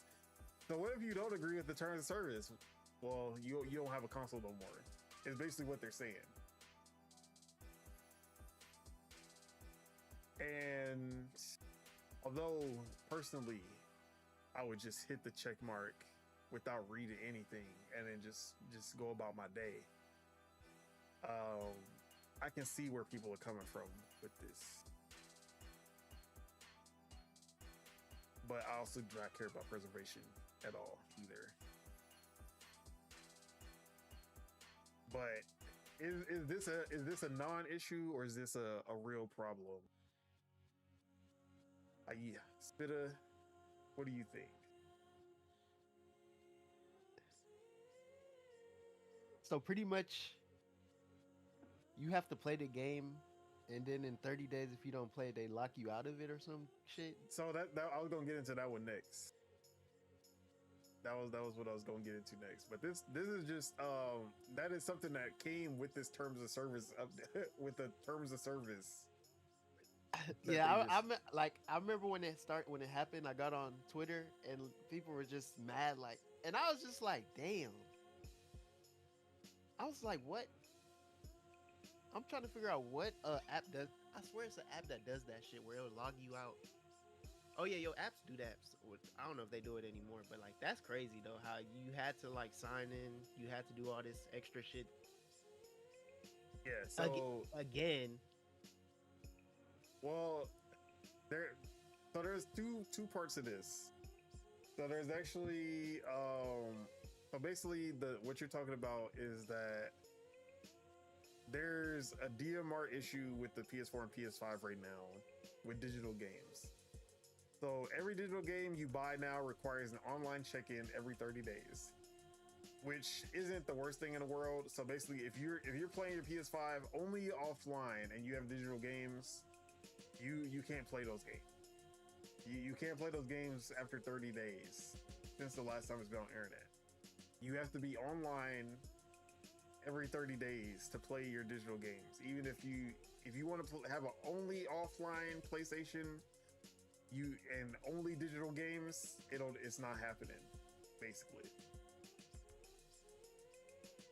But here's the issue that most people are tripping about. If you buy a digital game, so let's say you went on your phone and you bought a new game and you plan on playing it on your PlayStation, but you just don't get around to it. If you don't connect the console to the internet within 30 days, your license, which is what the ownership of that game, will be removed. You will no longer own that game, and you will not be getting a refund either. Which is what everyone is tripping about. So you buy a digital game, you don't put it online within 30 days. Who's doing this? Sony, PlayStation. Oh yeah, another reason why I don't. Crazy. That doesn't even make sense. Access to your game. That makes no sense, bro. Like I don't get. Like I don't see the bigger picture. It's like, why are y'all even doing this? If they go straight only digital, like if the future is digital only and they have this as their terms of service, bro, no. Bro, they're just taking your money and then they're telling you when you can play your game. But that's literally what it just sounds like. Now, they did come out and say that this is a glitch. It's a glitch now. There's a glitch. There's a glitch in Pragmata that makes the girl black. What? I said there's a glitch in Pragmata that makes the little girl black. Oh man, that Pragmata shit was funny too. We're not Internet's going to even talk hilarious. about these guys. Like, please, internet is just, I like was like, motherfuckers if are just dumb. Bro, when I buy that game, I want to get the glitch just so I can make her black, so she's black just like the voice actor. Hey, bro, we went from people like we went from PDFs to racism in that game. It's like so fast. Like, bro, one person was loving the game. The same person had to backdoor and was like, "Oh wait, why is the?" I'm like, bro, how are you loving the character? Then you find out that the character is voiced from another race. Bro, you know how many? And then you just don't like the game and don't like the character. Like you know how many anime they're that's a talking mental about, like, problem, bro. That is a mental. Like like, that's bro, just you know how mental, many? bro. You know how many black people voice act in anime as a non-black person? Like, bro, And then you know how many of them people are they love Kratos? Both versions of Kratos. I bet they don't know who the voice actors for both Kratoses are. Bro, it got to be just the young. I don't know. That shit is just motherfuckers are hilarious. This week on Twitter was funny with video games because motherfuckers, everybody going through it. PlayStation going through it. Xbox is getting hope. Bro, yes, dude. They found out that Diana is voiced by a black woman, and then they started hating the game and the character. They was loving the game. They was loving the game, loving the character. They found that shit out. Now I'm hating the character all of a sudden. It's like, and then they they always pull out the. If this was the other way around, y'all would be upset, bro. No, we've been dealing with this our whole life. Black characters have been voiced by white people forever. Where do you think blackface came from? Like, bro, what? Like, and I literally don't even care, like, to the point how, like, people have been making it like, oh, if it's a black character, you gotta have a black voice actor. I really don't care, bro. Like, it's good if it happens, but the best, like, it's voices. The best voice it's actor. It's like, that's what I'm like.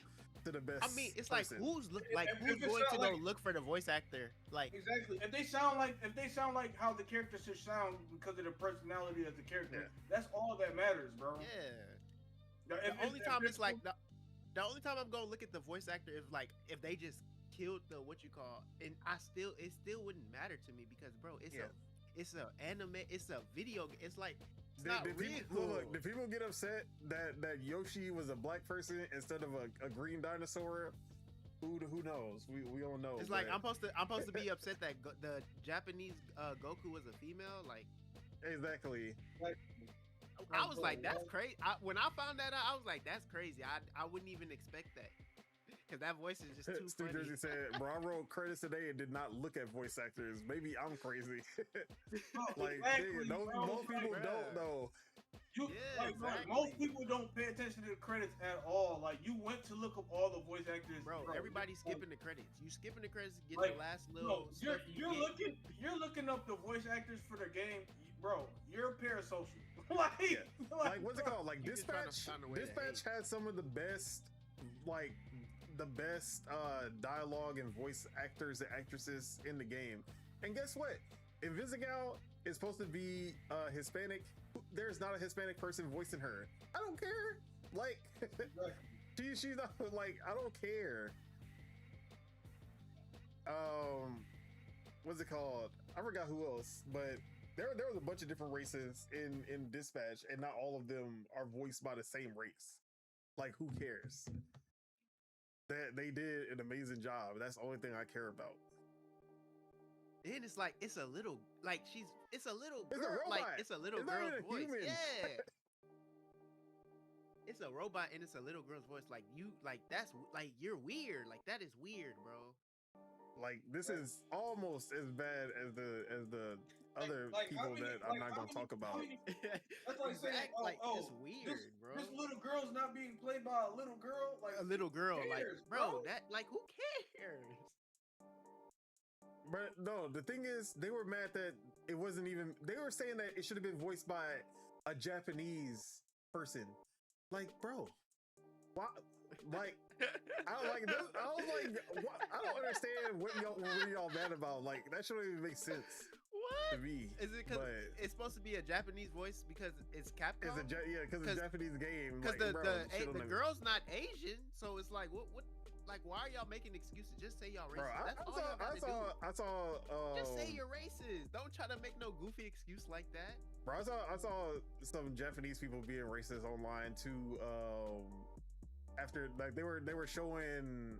Yeah, I seen that picture. That was a crazy picture. Bro, they were talking about black people fighting at like restaurants Yeah, and shit. Whataburger.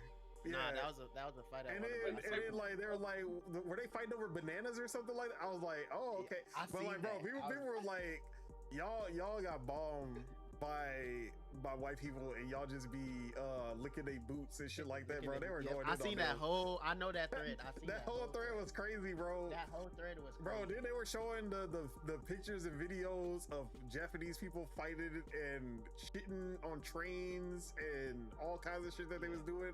Yeah, that shit was wild. Yeah, Twitter's crazy. Twitter's a wild place, bro. And it's always gonna be Twitter, never gonna be X. It's always gonna be Twitter. But yeah, Pragmata is like just focus on the game. All the discussions about that game is You got that? You got the disgusting. game, or are you planning on No, getting it? I'm getting it when it goes on sale, but I'm definitely gonna get it. No, I was seeing gameplay. I was like, that shit kind of live. How you use the girl to like, she's like a hacker. Yeah, it's like a puzzle. And then, You got the puzzle yeah, element. That shit is like, I was watching somebody play that shit. I was like, yeah, this is actually. Yeah, I played the It's a demo. different type of game. I played the This is- demo and I liked it a lot. Played it on the Switch too. It ran Bro, I really seen good. the game so many times, I did not know what the fuck was going on. Steve shit Jersey just said, looked "My good." algorithm ass." Y'all see all the wild stuff. Hey man, Bro, see, my shit right now, I hate where my shit right now is just on, I'm gonna just say May 15th. Like that I just hate that. Like my shit is it's just so disgusting. It's so Bruh. annoying, man. Just let the man drop the album. Why are we bringing up somebody that's not even dropping the album at the like? Oh my gosh, you that already shit. like they can Like, leave it's this so- man God. alone. Shit don't make no sense. Rent free in their heads, bro. This shit don't make no sense. Shit makes it make no sense. Also, If he do drop, I'll be happy. But Bro, that would be funny as hell. But it's like It'd be- I don't bro, care. I don't Who care. cares, bro? Like, Also, That shit I'm is tired of seeing these discography talks, especially comparing Drake to the GOAT. Like, stop. Nobody's discography is touching. That's all I'm gonna say. But nobody's. Not Jay-Z, not Drake, not even Kendrick. Kendrick getting close, but it's still not there. That's all I gotta say. But what did we were talking about? What oh yeah, PlayStation DRM. Yeah, that's what. But it did, like, they came out. They said it's a glitch. As far as the like losing your access to the license. So they're working on it as their high priority to get that fixed, supposedly. So we're gonna see.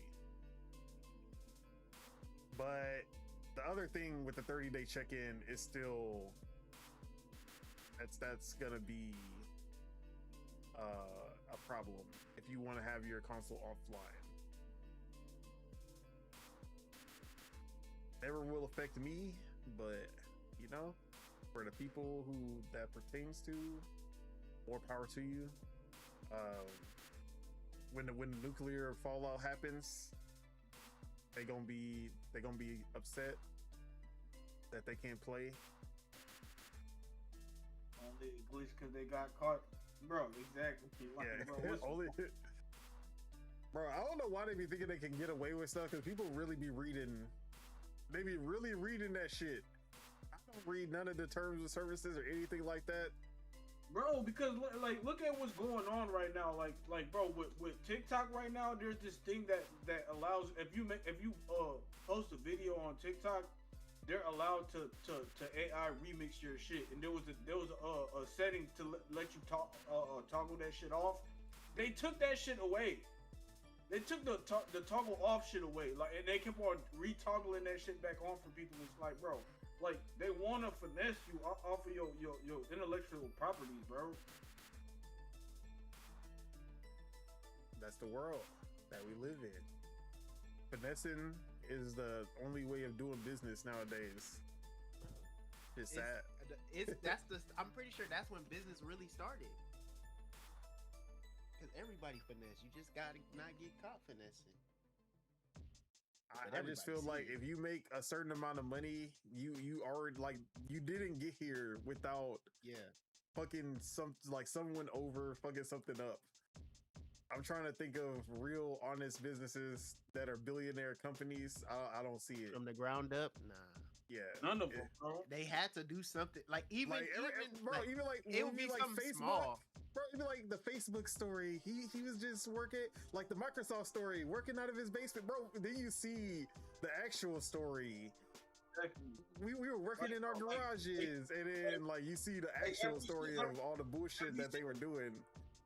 Have we seen a story about somebody that made a lemonade stand and now they got their own brand of lemonade or some shit like that? No, bro. Finesse the formula.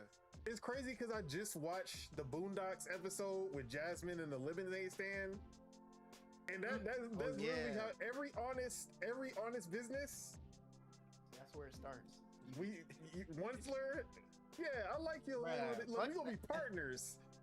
He was a bro, finesse the shit out of her. That little kid. Yeah, bro. You try to know. You have a homemade business, right?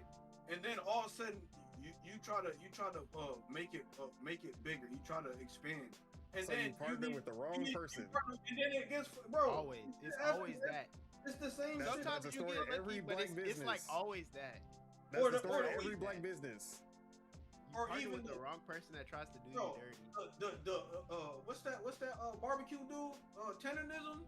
Yeah. Like, bro, we kept on trying to tell everyone was like, bro, do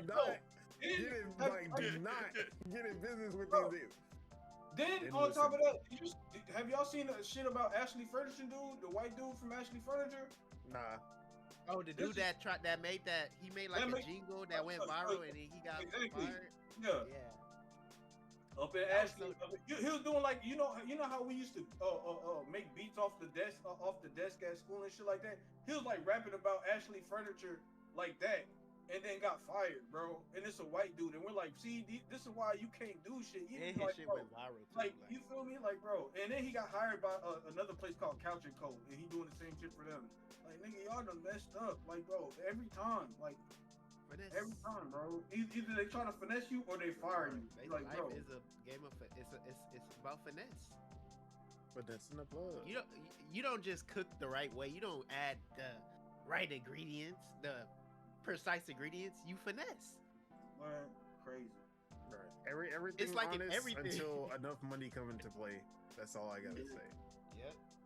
Then you gonna look the right way until they force you to look the other way because you fucked up.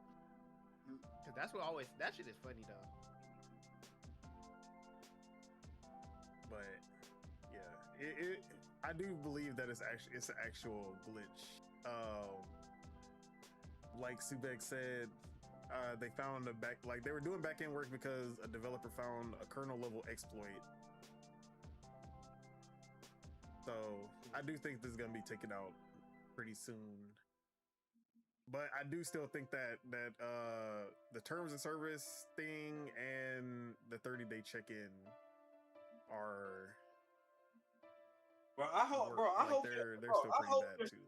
I hope there's somebody with a shop, like a PC gaming shop, that has that game that'll let you fucking crack the fuck out of a PS5. Like, you come up there Star with your Wars PS5. Renegade. Wait, what is it? Star Wars Renegade, something like that.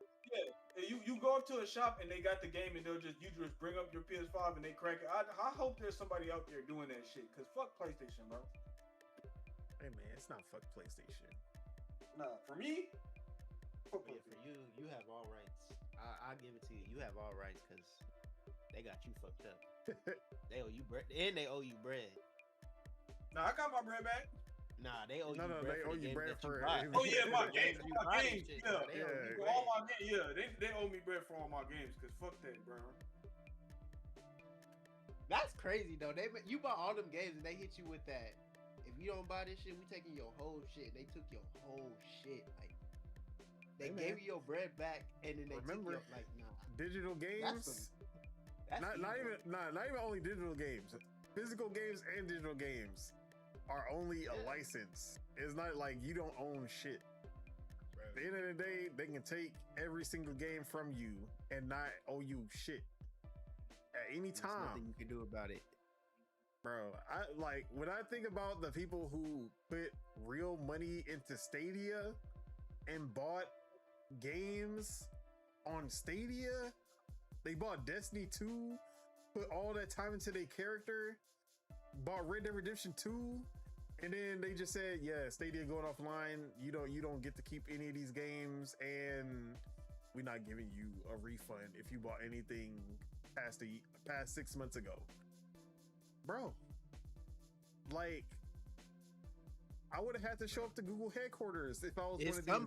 Plotting, I'm telling you, it's somebody right now plotting for that one day. They gonna catch somebody, because that's crazy. That's crazy.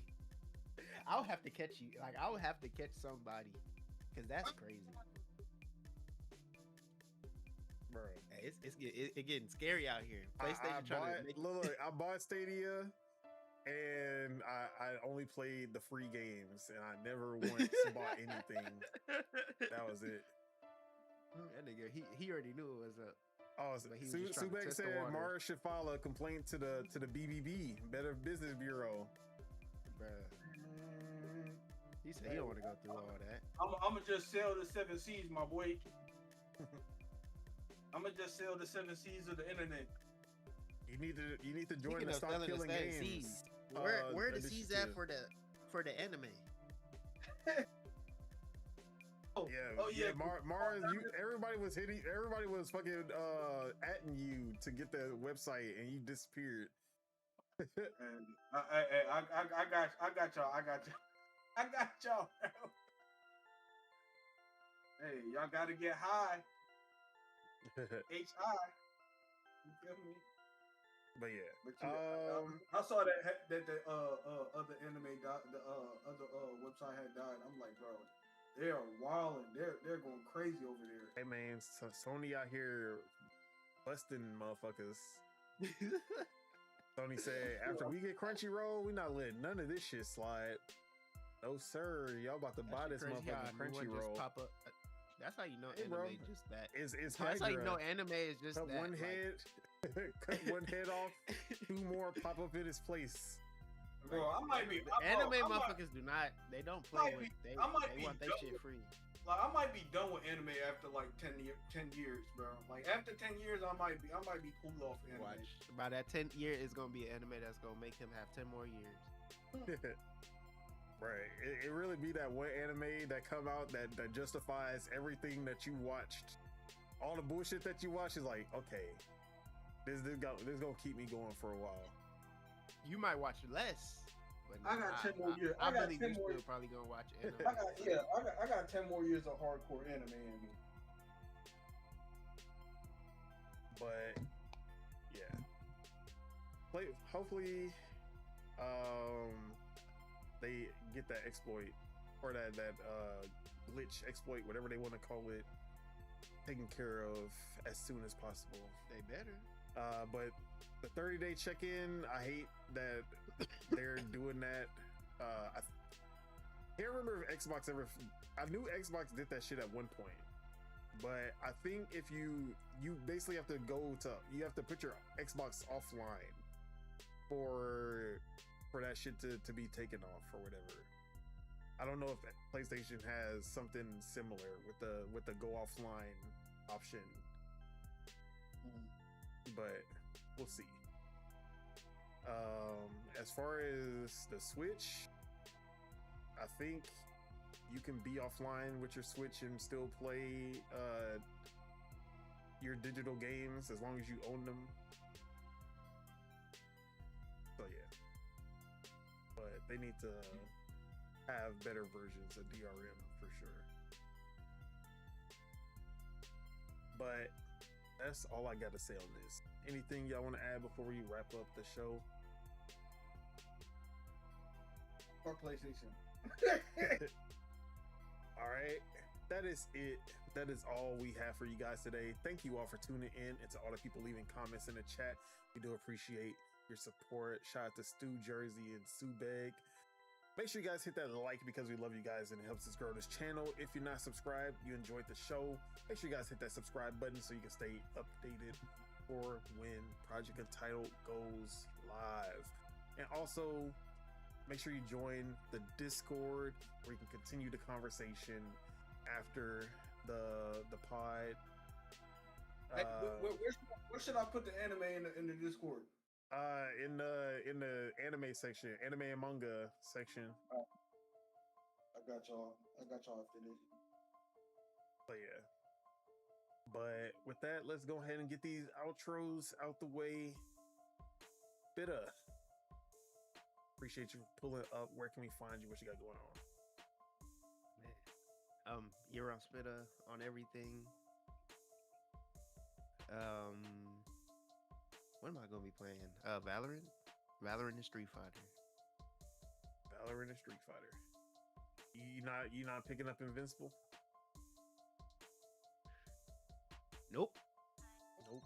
That do come out next week, right? Or Yep. the week after. It's next week. I'm gonna watch people play it though, but you know how I feel about tag fighters. Yeah. I got some things that I can't say. Are we gonna get it as the boys game, bro? We got an Invisible game, but no boys game. Both these motherfuckers is on Mortal Kombat, but only one of them got their own separate game. That's crazy. Hey man, if it's an animated show, so it's easier to translate into a game. The story, I like how it's gonna have its own story. They had like dropped the trailer for that shit, and it's gonna have like its own story. Even though I've only watched the first episode of Invincible. Yeah, which I'm not saying is bad. I need to catch up before I go into the story mode, but I kind of got to play the story mode. So yeah, but they're saying like it doesn't. I don't know if it's canon to the what you call, but it's like its own story for the game. So I like that. Yeah, it does go into like different timelines, so it makes sense maybe. Yeah, Stu Jersey said not really anime per se, but Invincible season 4 is fire. Exactly. Yeah, I'm still on season 2, part 1. That was the last part. That was the last one I watched. So I got some catching up to do, and I've been avoiding as much spoilers as possible. Although I already had like spoilers from the comics. So I kind of know some things, but yeah. Yeah, they switch some stuff up. Some stuff gets switched up. Okay. But I wanna catch up soon. Right now, me and my girl are about to finish. We're about to catch up and finish My Hero Academia. That's what we've been watching. You haven't finished that? Nah, we rewatching it from the beginning. Okay. But I stopped on season 6, 5. Did you watch the last? 5? Did you watch the last season of Vigilante? Vigilante. Yeah, My Hero Vigilante. Oh, I never even started it. But I do want to watch that after also. It's basically a prequel. Yeah, I really don't know anything about it, but it looked cool. But yeah, that's. I don't even know what I was talking about. Yeah, that's all. Yeah. Yeah, we're just wrapping up. Yeah. And then Lord Mars, where can we find you? What you got going on? You already know you can find me on Twitch at ZLordMars with a Z, or on YouTube at Lord Mars Gaming with a Z. No S's on my chest. You feel me? And we will be continuing to play Outer Worlds 2 because I just finished up Round Like 2. So yeah, we'll be finishing up that, and then I'll look for something else to play. You feel me? So. All right. Ace, you still with us?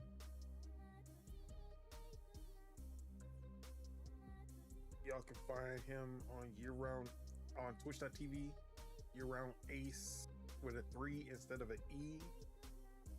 And y'all can also find him in the Discord. Casso, the Casso Show. On everything? Y'all can find him, the Casso Show, on everything. And Instagram, We Best Friends First as well. And as for myself, Don Otaku, you can find me on Twitter at PastaFeet, F3EP. Retweeting some things that are very not game related sometimes, but it'd be hilarious either way. And y'all can find me on twitch.tv/OtakuTheDon, where we do this podcast, and I might maybe be streaming some other stuff on there soon.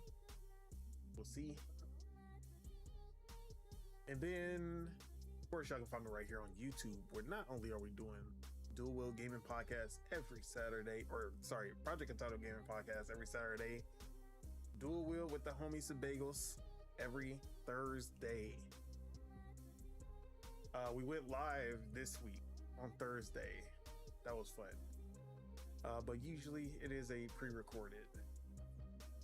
And other than that, we need more game companies to make more co-op games, like more four-player or plus co-op games. Like, you feel me? Give us more games where you can play with your whole friend group. Like, because sometimes we got more than 4 people. 4, 5, 6, 7, 8. Like, 8 is like anything more than 8-player co-op is pushing too much, bro. Cause you got 2 whole squads. Yeah, I feel like only survival games even have 5+ at this point. Some some shooter like games have 5, 6, but if anything, we be lucky to get 4 nowadays because niggas always want to do this 3-player shit. Exactly. That shit don't make no sense. Like, that's the shit I'm looking out for is more than 4-player co-op games, bro, that are good. Cause it could have more than 4-player co-op, but then the game trash, nigga, I don't want this. But yeah, what was I saying? Yeah, YouTube, Dual Wheel, all that. And of course, lordsofgaming.net, where y'all need to go check out my Pokemon Pokopia review. Check out some of my other articles. Check out Sebago's Saint Slayer review. And yeah, just go check out Lords of Gaming. Check out everything over there. Sure, shout out Lords of Gaming.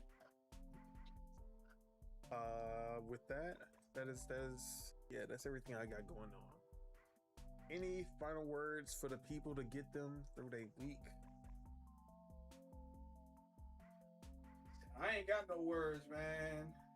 I ain't got no words because I'm kind of, you feel me, trying to have low cortisol right now. Try to keep your cortisol low, man.